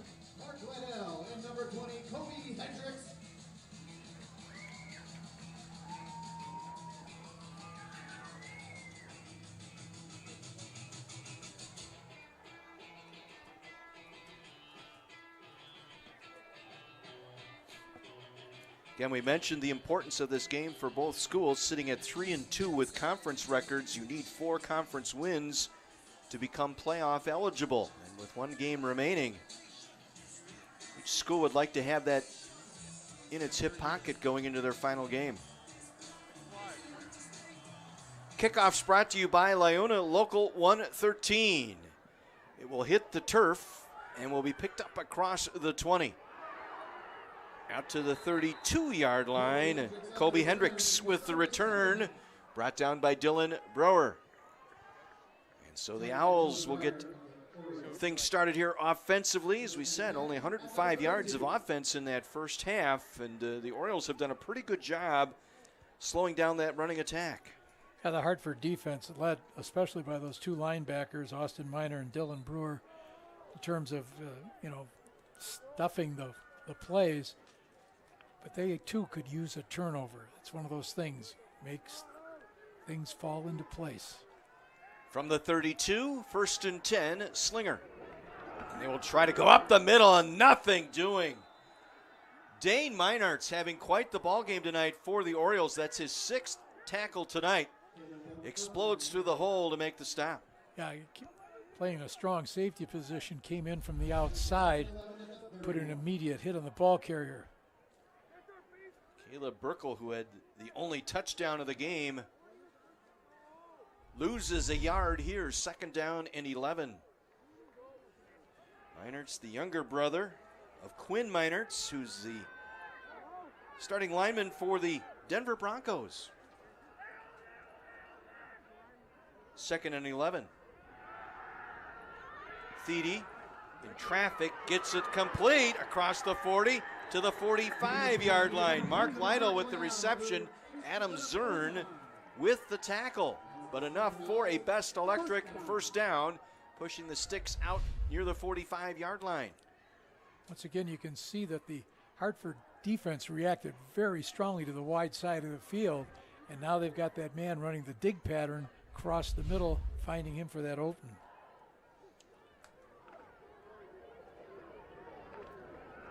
A 14-yard pickup to the 45-yard line.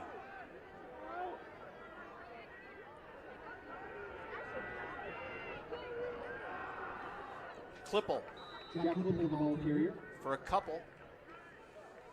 Brought down by Kenny Kaiser, defensive end here on the near side. Gain of about 2. Yeah, Kaiser, 5'8", 185. Once again, they're trying to use their quickness as well as their movement to, counteract that size differential we've mentioned a couple of times. Brings up 2nd down and 8 from the 47-yard line. Just underway, 3rd quarter. Owls with the 2-score lead. McKennick in motion to the far side. Thede looks left, now will scramble right. Penalty marker flies as he'll make it to the sideline. Chased out of there by Aiden Grolke, but we'll check out the flag back at the 40-yard line. It's going to be a hold against the Owls. Better job that time by Hartford covering that man coming across the middle, trying to run a little bit of a drag pattern.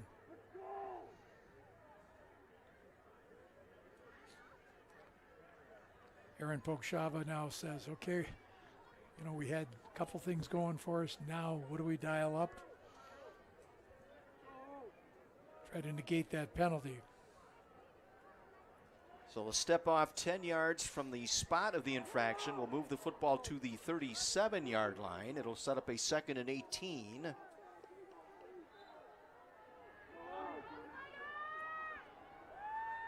Single back in the backfield, 2 receivers to the left.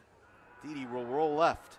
Under pressure, gets it away. It is juggled and falls to the turf, incomplete.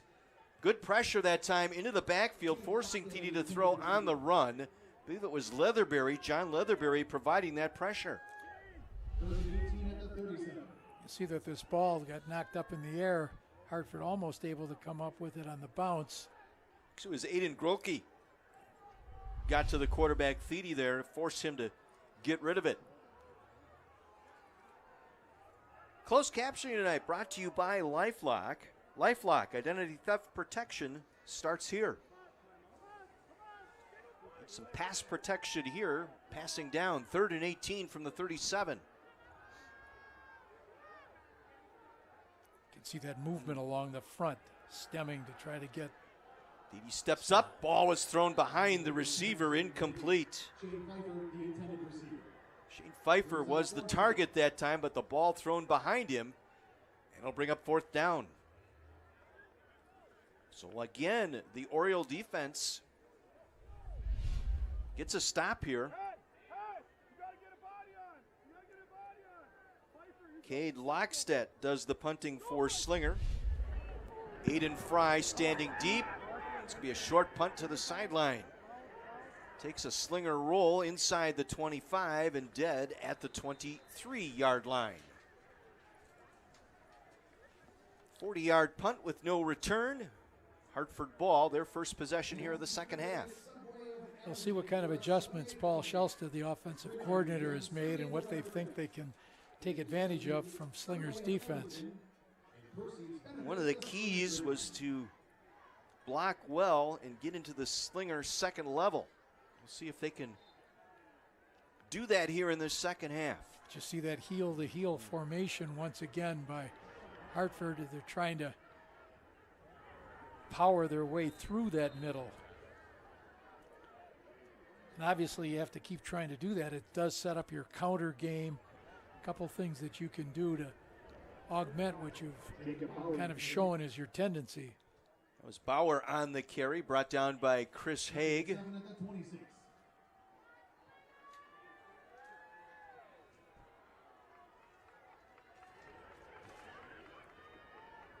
Second down and 8. Fumble on the play. It's loose on the turf. Still out there. Orioles may have it. Let's see. It might be Matt Retzlaff with the recovery, and he did. Retzlaff on the fumble recovery. The exchange never took place between quarterback and back. And Retzlaff able to pounce on the loose football. Second turnover of the game by the Slinger defense. Retzlaff in there partially because Santos Rodriguez, a starting linebacker as well as running back, is out. He had a ruptured appendix. They feel he'll be back in time for the playoffs. He's on the sideline today. He came back to school this past week. Now the Owls in perfect position here from the Hartford 20-yard line. Second takeaway by the Owls tonight. They had the block punt that set up the touchdown back in the second quarter. Thiede wants to throw with time. Delivers complete near the 12-yard line. Lucas Sun with the reception, the junior, his 12th catch of the year. John Leatherberry with the tackle. 3 touchdowns on the year so far for Lucas. So if you're throwing the ball to him 12 times, he's got 3 touchdowns. I'm not a real whiz with math. That's a pretty good percentage. Good thing he's not. It works out the majority of the time, right? Gain of 8, second down and 2. Ball at the 12-yard line. Trying to take advantage of the fumble recovery here. Try and run it inside the 5. Brickle with the carry. Parker Smith with the stop. Brickle had the touchdown run back in the second quarter from 10 yards out. Nearly had one here. Yeah, you can't quite see it. The nice adjustment by the Slinger offensive line as they kind of Hartford stemmed going to their right. They got great down blocking, pulled 2 guys from the backside, lead through the hole, take it down to the 4. First and goal at the 4-yard line. Burkle off the right hip of Thiede, the quarterback. And Thede spins his way down to about the 2. The quarterback keeper. Turner McManigal there to make the stop. Tackle made by Dane Munis. Thede not bashful. He runs the football. We're almost 230 yards coming into the game. Yes. On the ground. 6 touchdowns. Almost like to see him give it to number 99, though, Cade Lockstead. And he's in there. Lockstead is in there, and this may be coming his way. Let's see. Well, Kleppel gave him a little pat on the back. If they don't have the quarterback under center, that's not available to him. Ooh, penalty markers at the snap. That'll whistle the play dead. As flags fly, that might be a formation issue.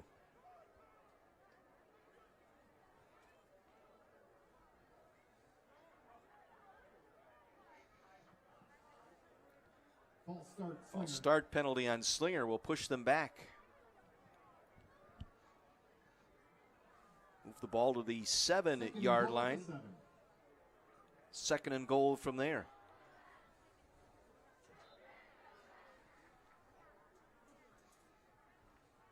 Again, this drive starting at the 20-yard line. The fumble recovery, trying to capitalize. Jet sweep action. McManick can't get there as he's tripped up at the 5-yard line. Good string out by the Hartford defense that time, forcing him laterally. Dominic Cifaldi diving at the knees finally got him to the turf. 3rd and 5. On the 5. Sets up 3rd and goal now at the 5. Part of the Bryant and Stratton College red zone. So Reed Genders in there also. Excellent pursuit from inside out, because initially Slinger had that corner.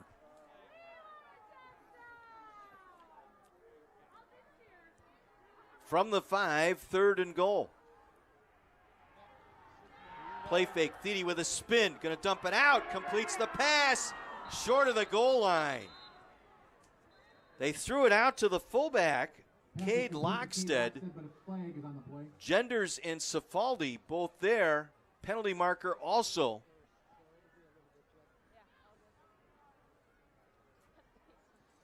The officials will have a conversation.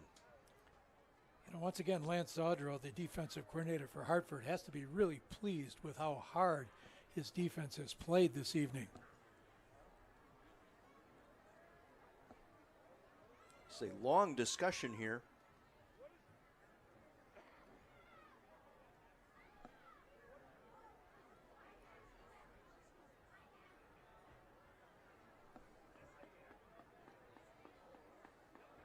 Defensive holding call.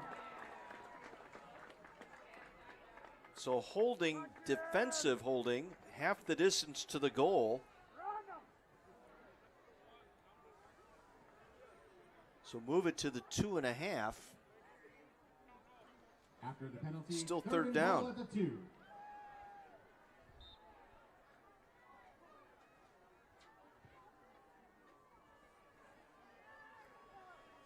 Third and goal from just outside the 2. Burkle the lone back. He'll get the call. Steps to his left, and he'll be shy of the goal line. Austin Miner held him from the end zone that time. Coming into tonight's game, Miner had 54 tackles on the year. Was their leading tackler a year ago as well. Dylan Brower was also there. Well, can they do it again? 3 times tonight they have stuffed Slinger on 4th down. This will be 4th and goal from the 1. Thede in for the touchdown.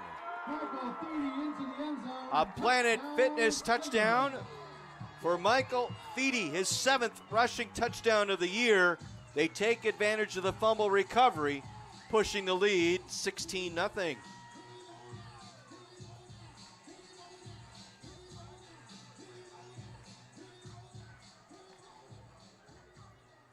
Second Planet Fitness touchdown of the ball game. No judgment-free zone. Planet Fitness, extra point. is on the way. And good by Cole Martin. 17-0 Slinger. They get the fumble recovery, punch it in on 4th down. And it's all Slinger here tonight on Friday Night Rivals on My 24.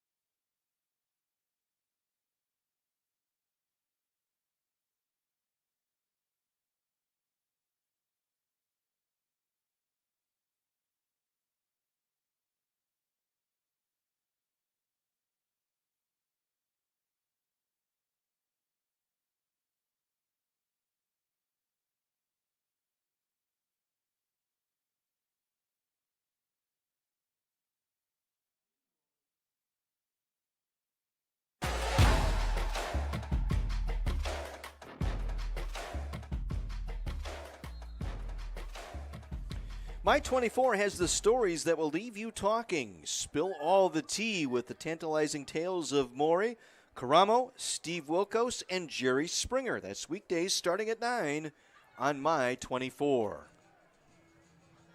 Well, Hartford really needs some kind of quick strike score. You can't try to just drive the ball down the field. This 17-0 lead certainly puts Slinger in a real advantageous position. Cole Martin with a pair of touchbacks on kickoffs tonight. Our Lyona Local 113 kickoff. Kick off your career with Lyona Local 113. Short of the 20-yard line. Aiden Fry in the return for Hartford. Aiden Fry with the return. Brought down on the play by Kobe Hendricks.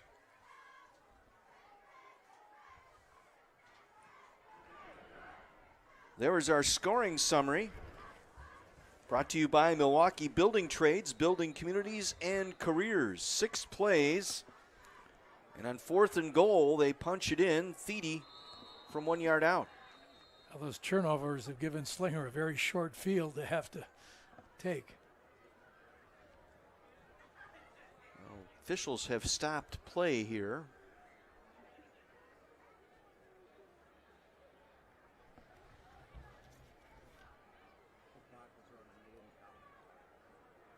Is it an issue with the clock?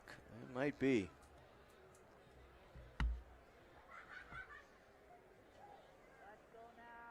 Yep, put some time back up there. Well, Coach Jacklin, a 4th grade teacher, he's been used to teaching the kids how to keep time, and so he's able to put those skills to good use. Very outgoing, yes. gregarious guy. From the 19, they tried up the middle, moving the pile for a couple. On the carry is Genders. Brought down by Chris Haag, the senior. Hartford going hurry up here. Genders again trying to get the edge right side. Will get out of bounds near the 25-yard line. And a late flag in the backfield. 2 players tangled up, and I believe Slinger, the last player for Slinger with the final shove, might get the penalty here. We always see the second guy, and you can tell kids that, but sometimes in the heat of the moment, you forget that.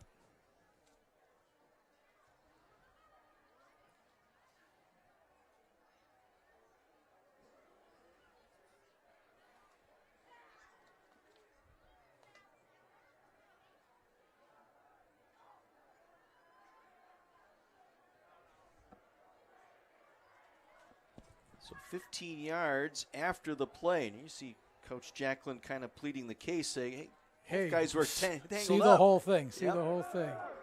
Inside handoff, trying to break tackles, and he does to the outside. coming down the near sideline with it. And tackled from behind at the 30-yard line.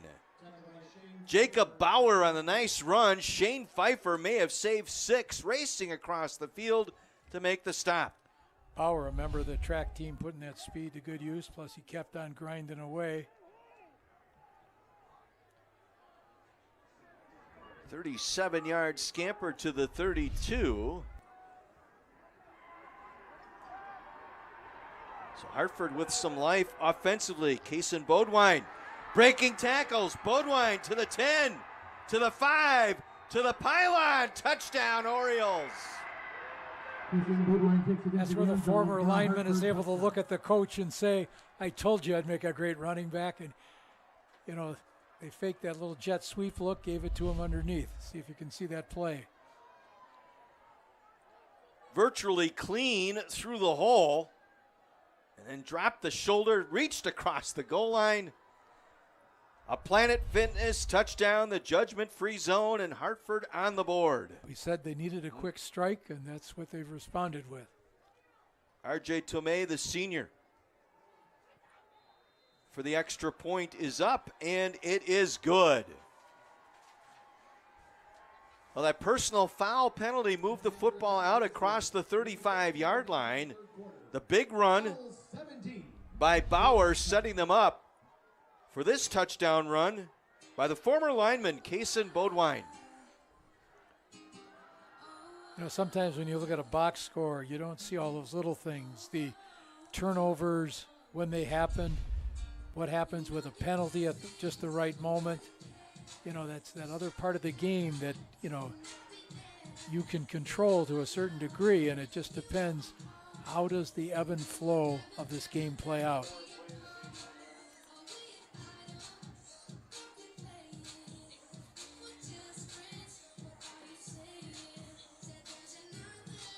Well, we've got something special down on the sidelines. Let's head down there right now. Mickey Palmer takes a short break.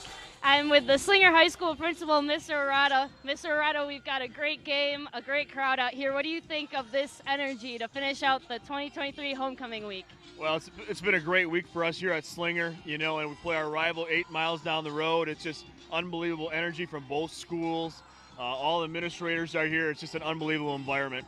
Of course. I've got to ask, has high school been the same since the 2022 class graduated? Well, I don't know. We lost an amazing graduate from back then, but now she's at Concordia doing great things. Thank you for coming out with us tonight, Mr. Arata. It's a pleasure to have you. All right, thank you. Boys, back to you. All right, thank you so much. We told you Mike might be losing a job here tonight. Well, he's bringing the wrong people on with him on the sidelines. Very well done by the former Slinger grad and now Concordia student with our principal interview tonight. A short kickoff to the 30-yard line. That's where the Owls will start this drive, but a little more life with the team in white tonight. Right, and we mentioned that their defense has done its job. Now the offense has contributed. Okay, can they get another stop, force a punt, move on down, get another score? The Milwaukee Building and Trades scoring drive, 4 plays, 81 yards. Capped off by that nice run by Boudwayne. Burkle on the carry. Brower with the stop. Just across the 35-yard line, a gain of 6. Sets up second and short, late here in the third.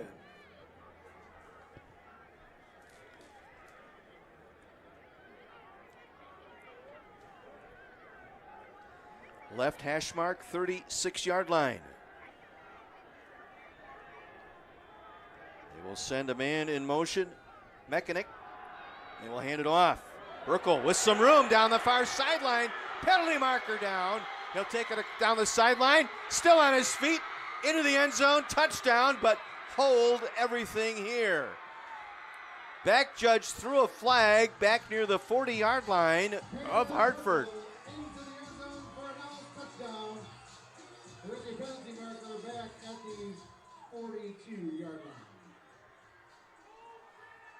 This might be coming back for a holding call. A great run by Burkle to get the edge, but maybe negated here. Was a 64-yard run down the sideline.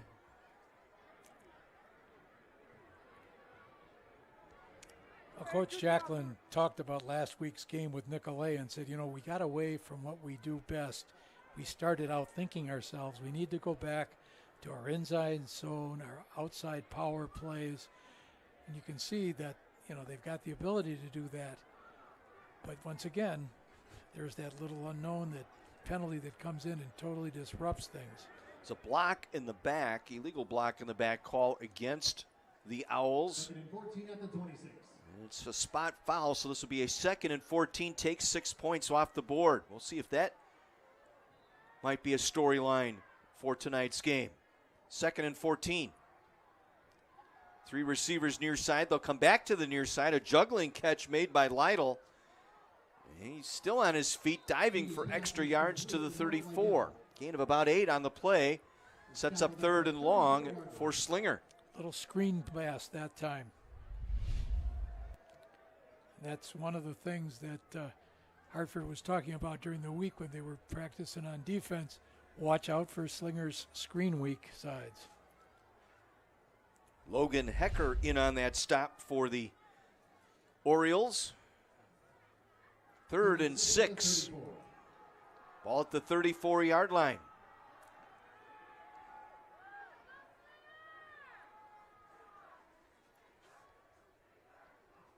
Thiede gets it away quickly. Leaping attempt incomplete. Beautiful job there looking for Mechanic. Reed Genders breaking it up. Jack Whipple, the intended receiver. Yeah, running back Reed Genders been getting quite a bit of time on defense tonight. He's made some excellent plays.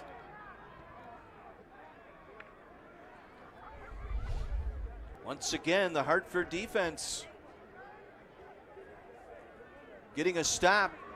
Now some momentum for the Orioles here. We'll get this punt away. And fair catch signaled for and made by Aiden Fry.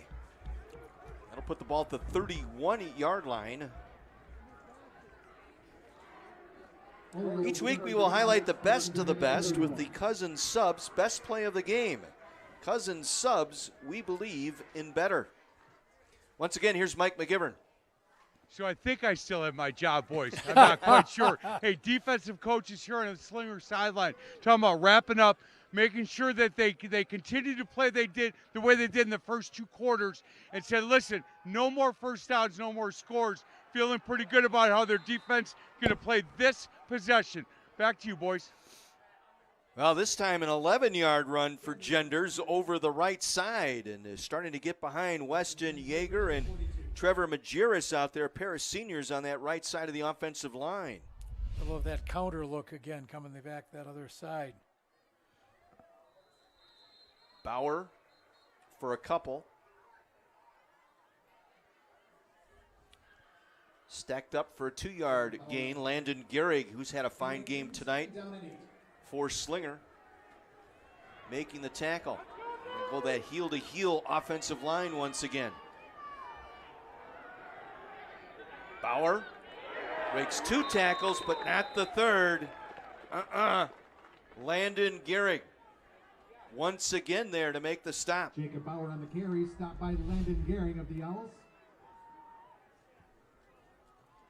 3rd and 7. Had to bounce off a shoulder stop that time, but ran into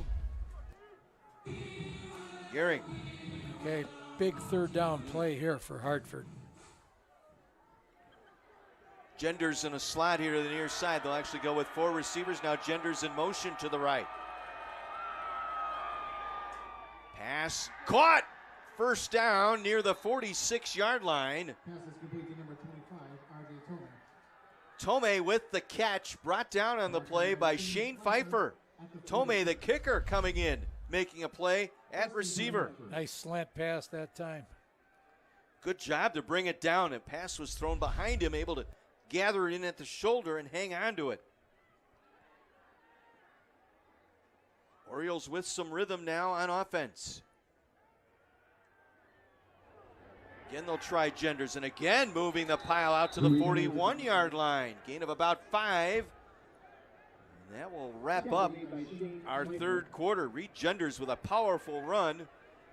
Hartford lining up like they'll try and get one more playoff. We'll see. They will not, as time expires here in the third. We got ourselves a ball game tonight. Hartford trying to come from behind. They trail by 10, headed to the fourth. 17-7 Slinger. Our Friday night rivals on My 24.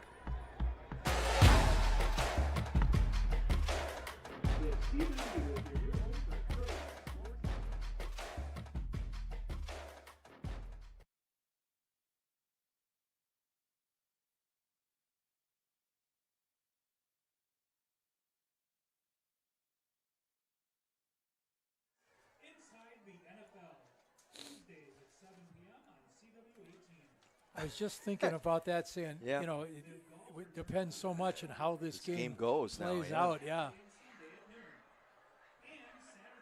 Sure. Sure. 2 minutes before we present the award.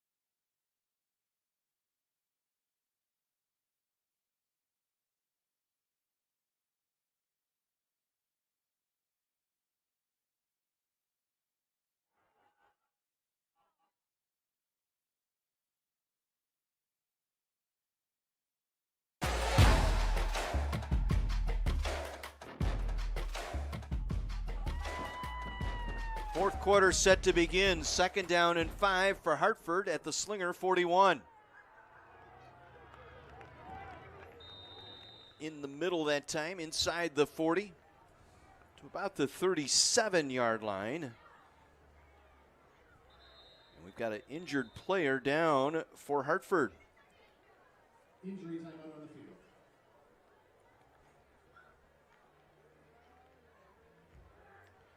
So the first play from the fourth quarter, we have an injury timeout.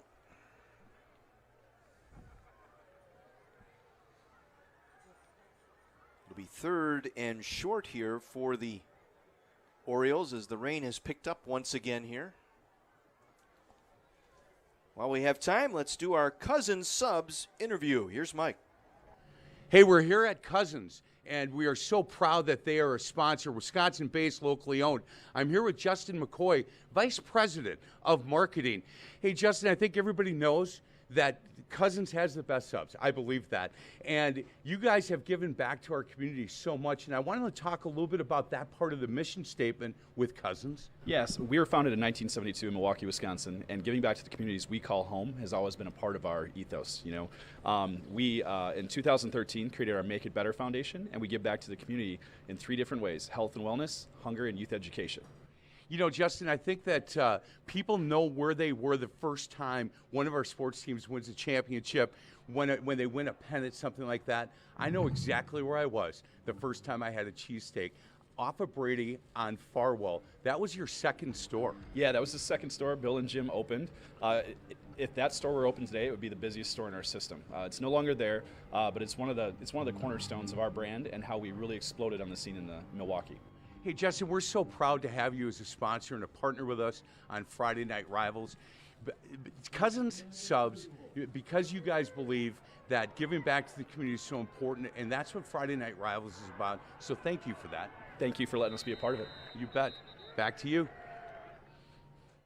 Bauer on the carry this time after it was Renders plowing through the right side.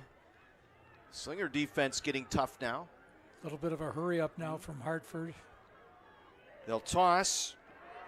Bauer on a flea flicker back to the quarterback, Klages. He's going to be pulled down from behind, and a flag comes down. Horse collar tackle, I believe, will be the call here. Slinger's sideline is furious. Let's see. It was interesting play design that time by Paul Shelsta, the offensive coordinator. They had the man open initially deep. So they go the old flea flicker route. Cooper Williams there pulling down and actually had him by the back of the jersey. Now, couldn't see where the other hand was. Exactly. That's the other part. But a big penalty. They try and run it up the right side inside the 20 down to the 19-yard line. Renders again on the carry. Shane Pfeiffer there to make the stop. Second time there's been a big penalty on Slinger tonight to help Slinger. One of the things that Slinger's gone to, is trying to find ways to stop that off tackle play. And we've seen Hartford get into a double tight end formation. Side judge stopping play here. And we have a clock issue, I think. Involving the back judge here getting into the conversation. Meanwhile, they've reached the Bryant and Stratton College red zone. Bryant and Stratton College, built different for you.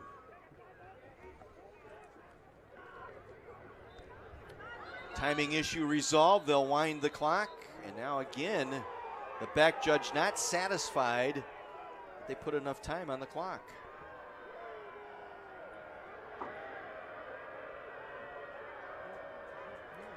Either that or they've got a coach in the outside that 20-yard line. Again, you got that coach's box at the goes down to about the 25-yard line. And now we're set. 2nd and 6 from the 19. Vegas has a man out there, will deliver the football complete. Diving toward the first down marker. There is a flag down at the 20-yard line, so hold on to this. Nice dump pass that time, out to the left flat. Throw that one to Kason Bodwine again. Good to see him back in the game. He left earlier with that injury, but back in there now. And again, offensive holding on the Orioles. Spot foul, move the football back to the 29-yard line. As we take another look, great play, great catch. Again, that's a former lineman playing running back, making that catch. Linemen are athletes too. Oh, well, they're not known for good hands. Good hands, right? They got them all taped up, ready to fight on that offensive line, but showing good hands there. I guess again gets it away. Was he in or not? They're going to rule it a catch. Dominic Cifaldi at the 7-yard line. Caleb Burkle was there defensively. We'll take another look. Great job by Cifaldi to get the foot down, and he did. The left foot was inbounds. 1st and goal, Hartford. Genders to the goal line. Touchdown, Hartford. Reed Genders powers it in from 6 yards out. And the Orioles have cut the deficit to 4. Well, we talked at the break about Mr. Momentum, and that certainly entered into the picture now.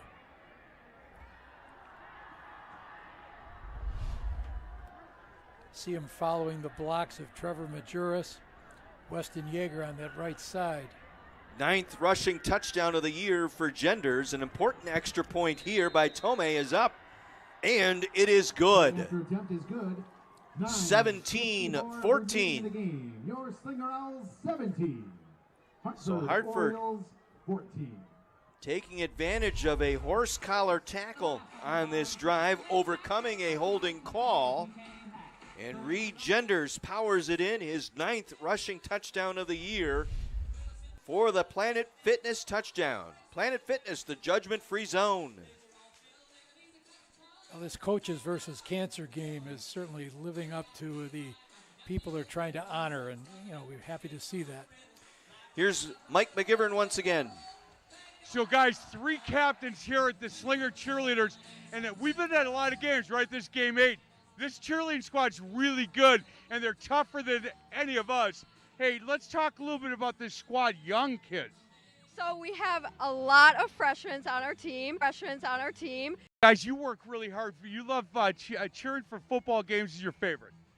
Yeah, I love football. The energy at the games is just so fun, and the student section's amazing. Hey, I've been told you're a pretty good pitcher and fast pitch. Yeah, I love softball too. I would take her deep. Hey, I wouldn't take anybody deep. How long have you been a cheerleader? I've been a cheerleader for 3 years now. I joined my sophomore year. You guys work hard. Yeah, we have practiced like 4 times this week for homecoming to get ready for it. Hey, win or lose, you guys, homecoming's a great time, especially here at Slinger, and people really get involved. The parade was great. Hey, thanks for doing this. Keep up the good work. Thank you. You're welcome. Boys, back to you. Mike, thank you. Kobe Hendricks on the return out to the 25-yard line. There is your scoring summary brought to you by Milwaukee Building Trades, building communities and careers. And they tackle behind the line of scrimmage. Caleb Burkle stopped for a loss. Austin Miner, the inside linebacker, scoots in for the stop. Yeah, you could see him just scrape off that defensive line and get into the backfield. 6'2", 180-pound senior. Another look. Loss of 2, second down and 12. 9:20 remaining. It is now a tight contest.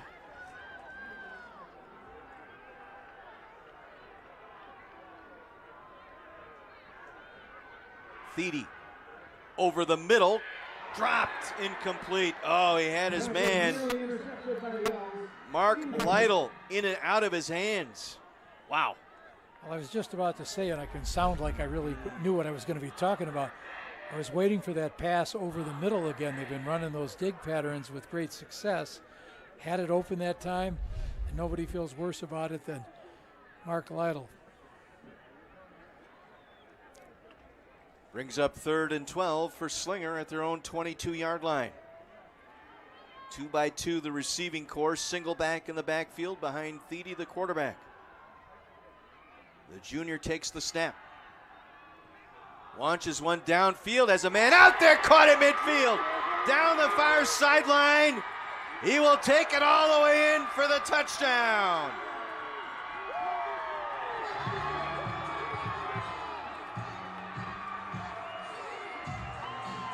Shane Pfeiffer, 78 yards. And the momentum swings back to Slinger. Excellent throw that time, right on the money. Pfeiffer, a defensive back, comes in, makes the big catch. Thiede connects with Shane Pfeiffer for the Owls touchdown. Extra point on the way, and it is good. The Owls answer here. And they go back up by 2 scores. Once again, a look there. Wow. And you talk about a quick switch in momentum. There it was.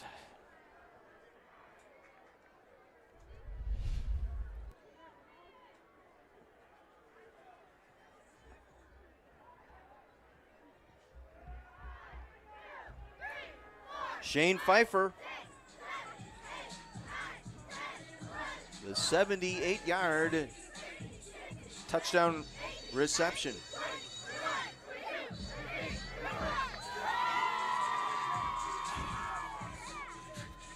Looks tired, doesn't he? And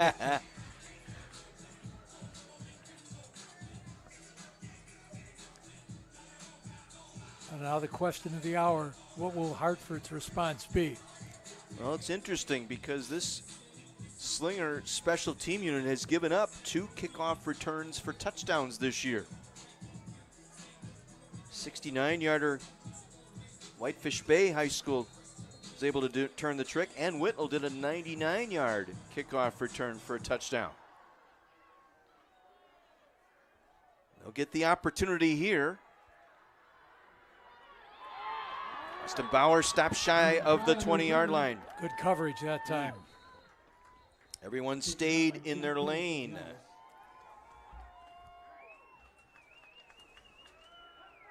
So Aiden Fry with that return out to the 20-yard line. Well, coming up following the game, stay tuned. We'll announce our United States Marines Player of the Game presentation that's brought to you by the United States Marine Corps, the few, the proud, the Marines.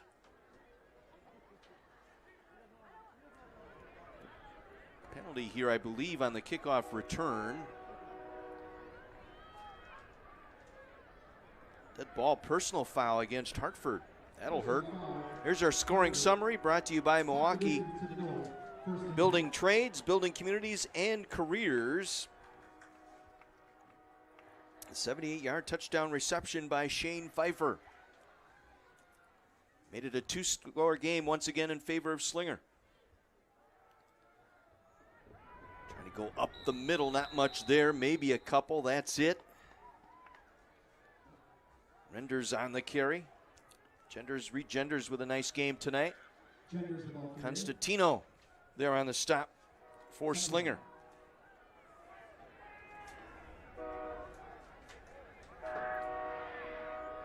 Wide receiver screen. Bauer got back to the original line of scrimmage as he dove out of bounds near the Hartford sideline.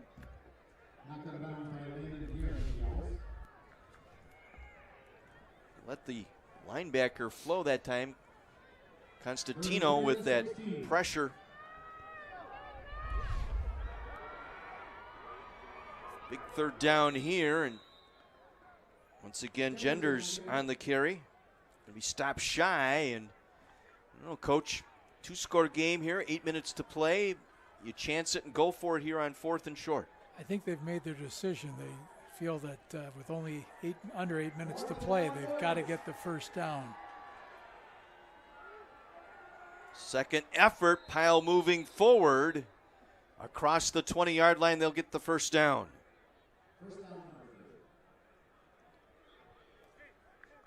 Looked like Bodwine that time on the carry. Picks up the best electric first down. So a fresh set of downs here just across the 20-yard line for the Orioles. Bodwine again picking his way around the left side out to about the 24. Gehring on the stop. He's had a nice game tonight defensively for Slinger. Yeah, the only problem is these 3-4 yard gains, not getting them the yardage they need and the time they need to have. Unless it's trying to set something up, making them keep looking at that inside run, and suddenly little wheel route or something to the outside. Second down, 6 from the 23. Pass. He will throw it. Going deep, man out there. Through his fingers, incomplete. Dominic Cifaldi nearly had 6 points. He beat the corner on that far sideline. If he makes the catch, he's in the house. Second time tonight they've just missed on that long pass.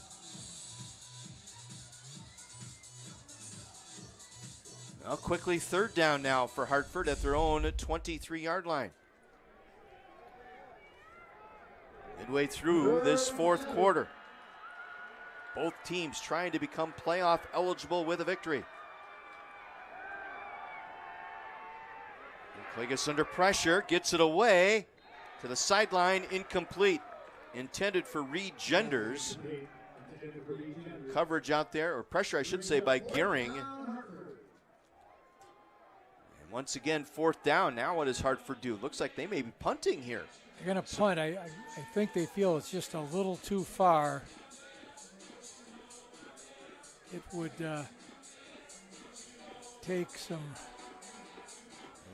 real confidence in your special teams to go for a fake here. I don't think they were going to try that. Owls blocked one earlier that set up their first touchdown.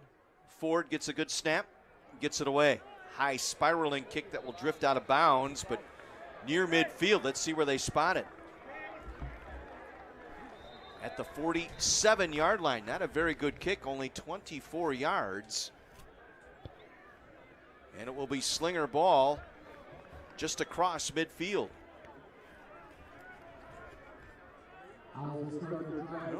The big play, that 78-yard touchdown reception, snatched momentum back to the Slinger sideline. Just when Hartford probably started to feel real good about things, Slinger just said, nope, not so fast.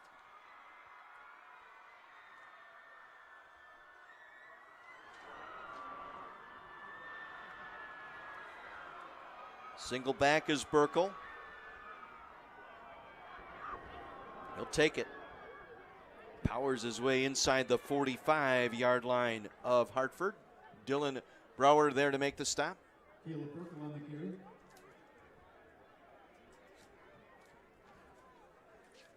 Again, time now the concern for Hartford. They've got to come up with a stop here to get the ball back. Trailing by 10.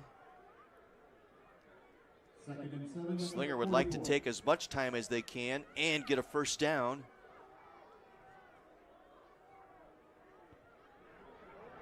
Take that time all the way down. On the sweep, coming around the near side with it. Mechanic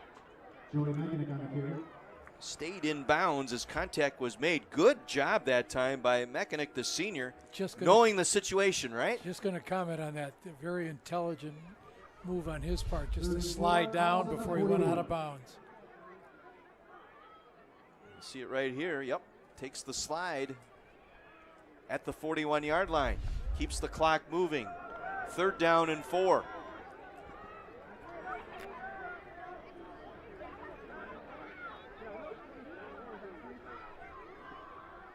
Hand it off. Burkle blasts up the middle inside the 30 down to the 26-yard line.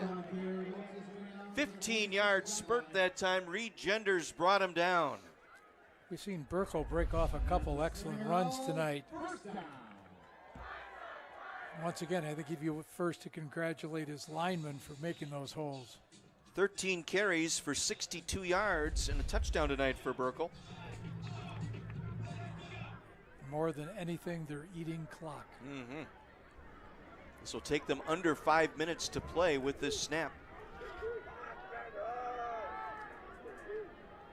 From the 25, 1st and 10. Now they're burning clock. Yep. Thede waiting for the back judge to begin the countdown.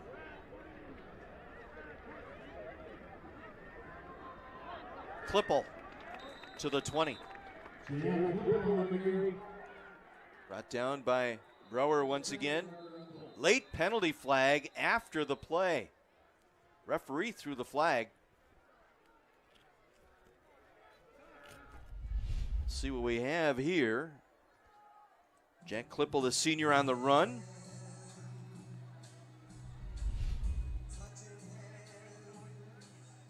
It's not good when they get the card out.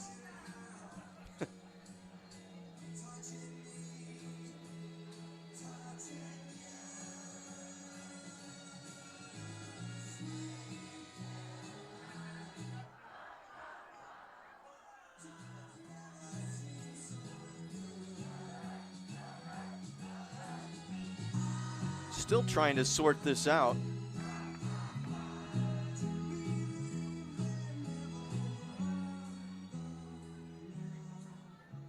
You see the quarterback, Michael Thede, the junior.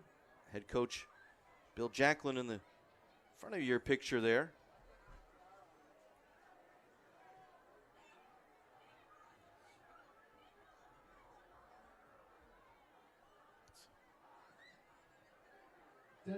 Unsportsmanlike conduct against Slinger after the play. They'll march it off. Against Hartford, I should say, so they'll march it off inside the 11-yard line. This will be a 1st and goal. 1st and goal.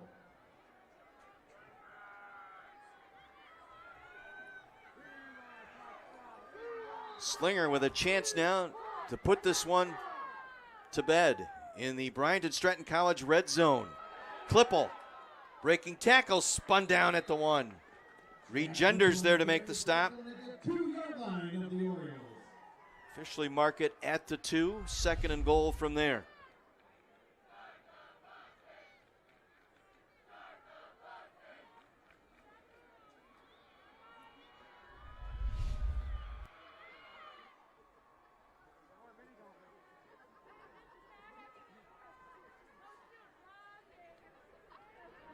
Klippel in the backfield. He'll get the call again. And again, the Hartford defense turning him away. Adam Zern, outside linebacker, able to knife his way in, making the play. No gain, 3rd and goal. Slingers are going to be in no hurry to snap this ball either. Take as much time as they can.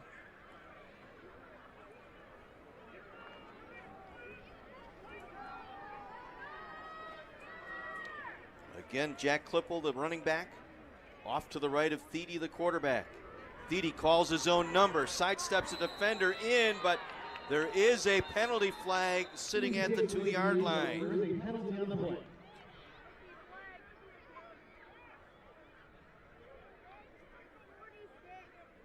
This might come back.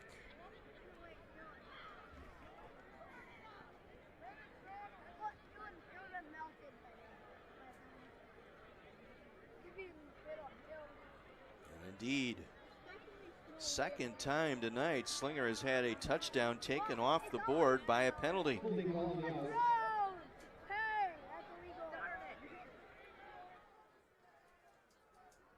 So move the ball back to the 11-yard line, 3rd and goal from there.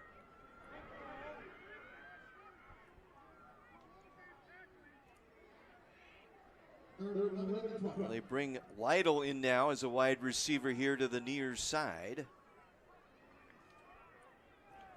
Mechanic will line up in the slot, and Hartford wants to talk about it. We will take a break as well. Just over 3 minutes to go. The deciding moment upon us. 24-14, Slinger on top of Hartford. Our Gruber Law Office's Friday Night Rivals presented by Planet Fitness.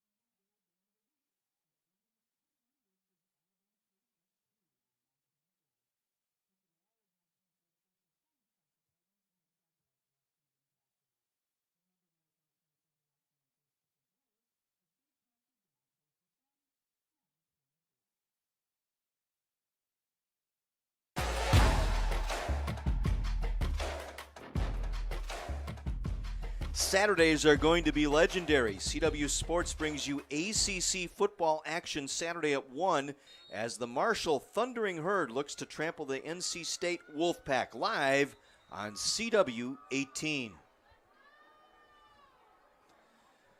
Well, it's the moment of truth here. 3rd and goal from the 11. Slinger on top by 10. Trying to cap off this drive with a kick, either an extra point or a field goal. And they're going to run the flea flicker reverse, tossing to the man in the end zone. He's open, touchdown, Slinger. The toss to Burkle, gets it back to Mechanic, who throws it back to Burkle. Razzle dazzle me.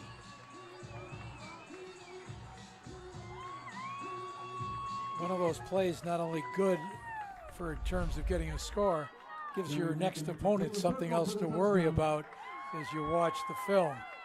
Initial handoff went to Burkle. He tossed it back to Mechanic, who threw it to him Right under the crossbar, and the extra point is good. Just under 3 minutes to go. 17-point lead now for the Owls. Hartford Orioles 14. Little backyard football action, right? Just like you draw it up. Right now, we'll take you to our Milwaukee Admirals hit of the game. And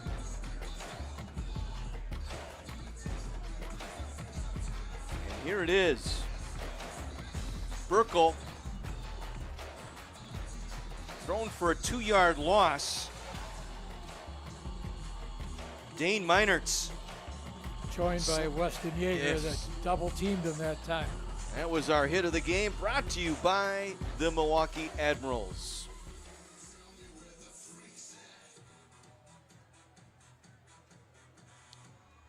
Cole Martin set to kick off here.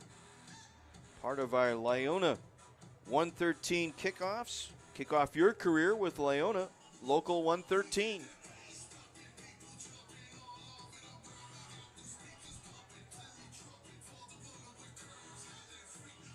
Hartford will get the ball here with 2 timeouts remaining.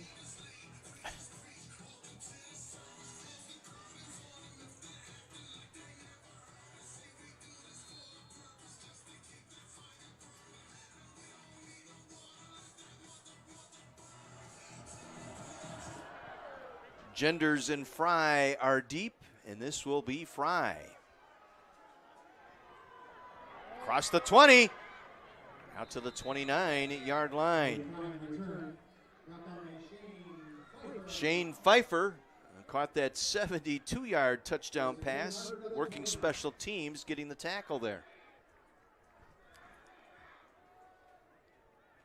Coach Jacklin couldn't say enough about these seniors and their overall spirit and what a fun group it was to work with. And you can see how that group has really kind of led the way this evening. Vega's going to throw it out far side. Spinning out of bounds with the catch. Safaldi brought down by Braden Hayes. There's our scoring summary. Brought to you by Milwaukee Building Trades. 7 plays, 53 yards. First and 10 at the 40. On the reverse pass to Burkle. Again, they'll go to the sideline. It's dropped incomplete. Going out to that sideline pass that time. Kyle Zurin, the intended target, 2nd and 10. Clock stop, 2:39 remaining. Burkle was out there defensively for Slinger. Bunch 3 receivers here to the near side on 2nd and 10. Quick release over the middle, juggled, and was it caught or not? They're going to rule it incomplete. Braden Hayes broke it up. Shane Pfeiffer nearly with the pick. Tried to sell that to the official, but the official wasn't buying. Hartford, 3rd down at the 40. 3rd and 10 from their own 40. And they have 2 timeouts remaining. So middle of the field still in play here. Same formation. Trips to the near side. Going to the sideline again. It is tipped and then finally picked off. Caleb Burkle defensively comes up with the play of the game for the Owls. And that will send some homecoming crowd home happy tonight. Well, Caleb, a two-way player, scores tonight. Excellent plays on defense. Couple of touchdowns. And makes a defensive play. 3rd turnover tonight by Hartford. And when you don't win the turnover battle, chances are you're on the short end of the scoreboard. It forces Hartford to be in a situation next week. They have to defeat Nicolay. There is a possibility you can get into the playoffs with only 3 conference wins, but you don't like to let it go down to all the different criteria.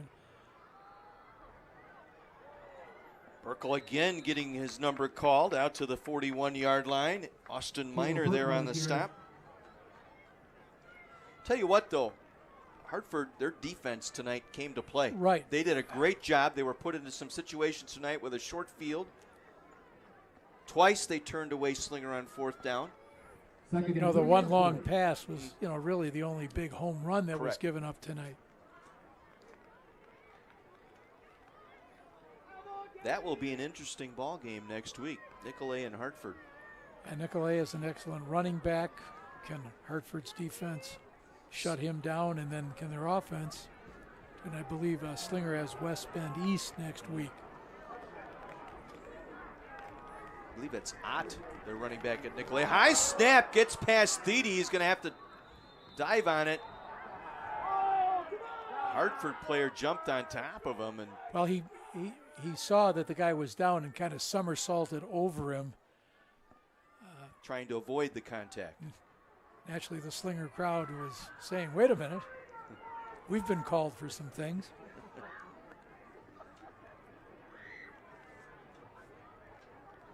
So a loss back to the 27-yard line, make it the 28, so a loss of 12, under a minute to play. 3rd and 15 at the 28. Slinger playoff eligible.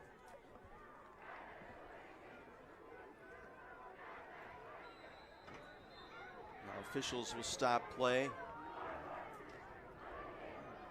Jacqueline had to take a timeout. I think he saved himself a delay of game penalty because the back judge had thrown the flag. There's the student section.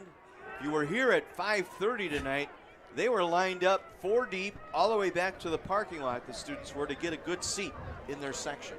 Well, the first time this season we've seen the crowd have to resort to blankets. Yeah, and rain gear. Well, Slinger is going to be the proud possessor of the Wilkinson Redders Trophy for the Coaches versus Cancer thing. Thing that started with one of the Slinger coaches, Coach Kevin Wilkinson, wanted to do something to fight cancer. So in 2011 suggested it. Fortunately, a little later that year, he passed away, and we heard in the pregame talk, Coach Jacqueline lost his wife last April. His father fought kidney cancer and died recently of a stroke. His mother's battling lung cancer, you know, and Coach Redders had lost his father. And so this whole game, you know, not only the rivalry, but it's something where these two teams have supported one another in those senses of loss. So hats off to both teams and both schools. Well put.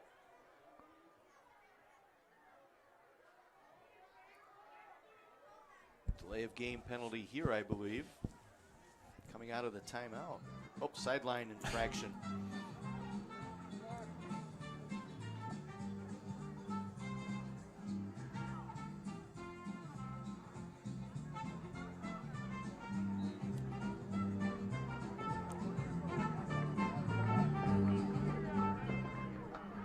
Third and 15. Try and run it up the middle. Able to stay in bounds on the carry that time was Klippel. Hartford not electing to call a timeout here. They will fall to 3-3 in the conference, while Slinger will hop up above them at 4-2. And homecoming. Be a nice homecoming here for the Owls. Big fundraiser for Coaches versus Cancer tonight. Again, these two communities, 6.5 miles separates these two teams. And at the end, the handshake line across the 50. Well, we certainly hope the money came in that gets them over that $150,000 mark. That'd be just outstanding. So Slinger picks up the win here at home on homecoming, 31-14. Stay tuned. Our post-game report is coming up. We'll have our United States Marine Corps Player of the Game presentation and the Champions Trophy presentation when we come back to Slinger High School. Owls over the Orioles on My 24.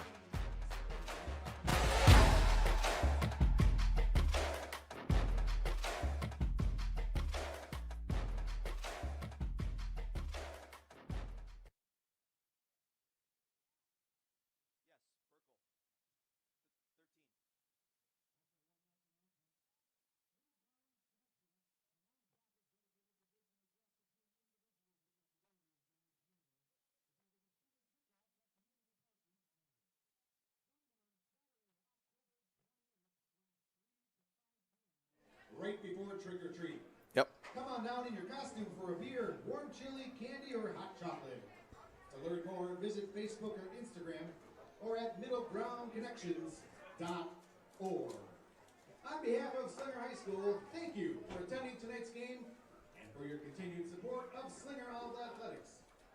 And also thank you for allowing me to be part of your season. As always, buckle up. Please drive home safely. Tomorrow line from the Slinger Speedway. The family that clicks together, sticks together. Good night, everybody. Yeah, he is. Yeah, the pick to cap it off. Yep.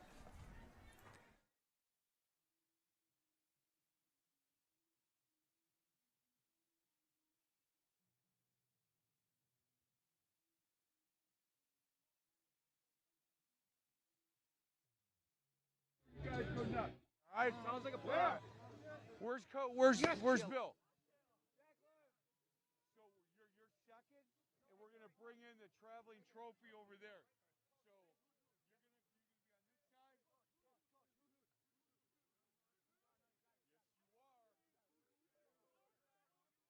Yes, you are. Hey.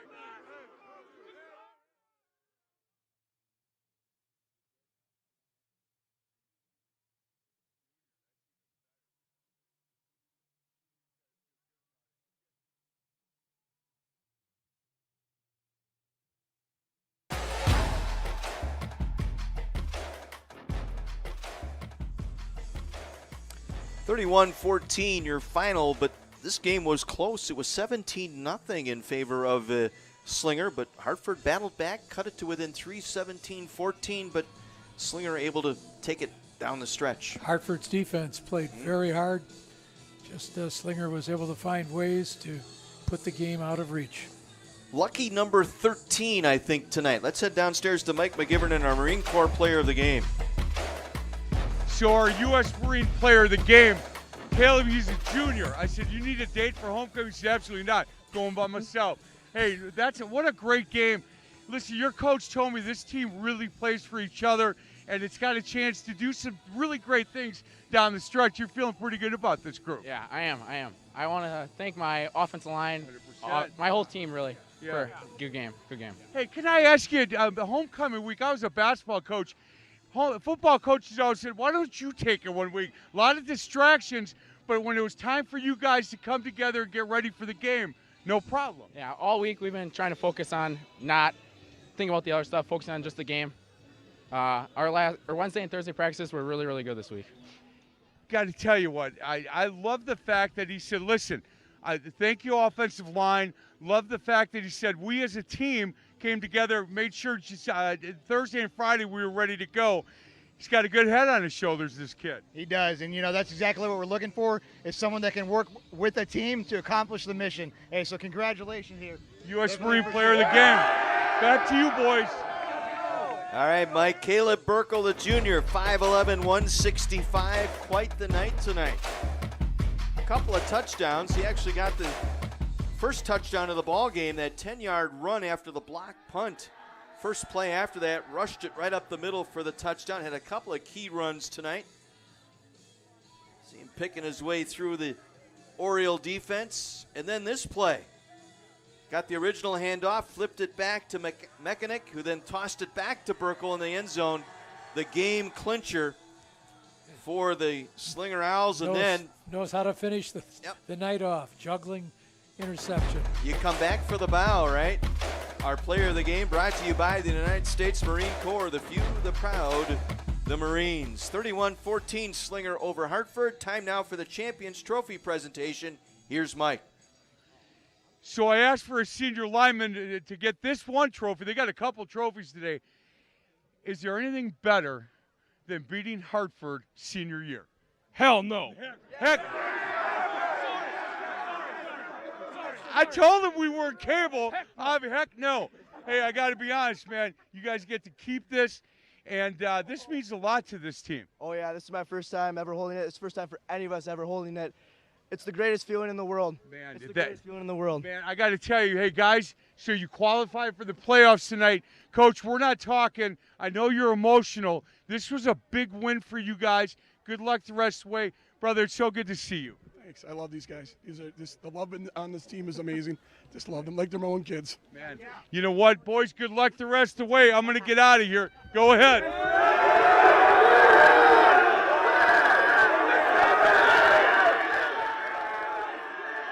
It's been a couple of years since they got that trophy back, and they did so in style here tonight. And leave it to Richard Garrick for the moment of the game.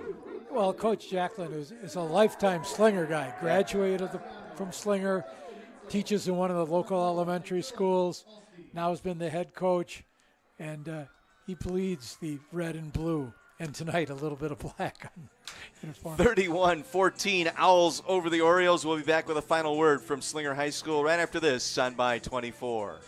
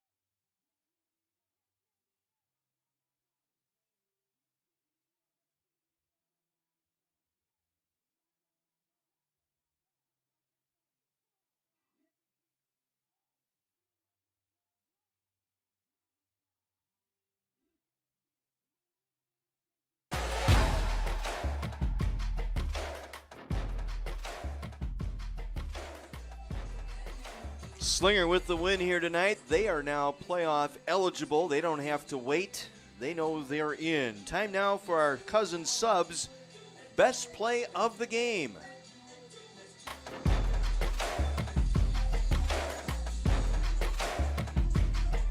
And here it is. The Shane Pfeiffer grab at midfield, scampers 72 yards for the game clincher for the Owls tonight. One more look at our cousin subs play of the game.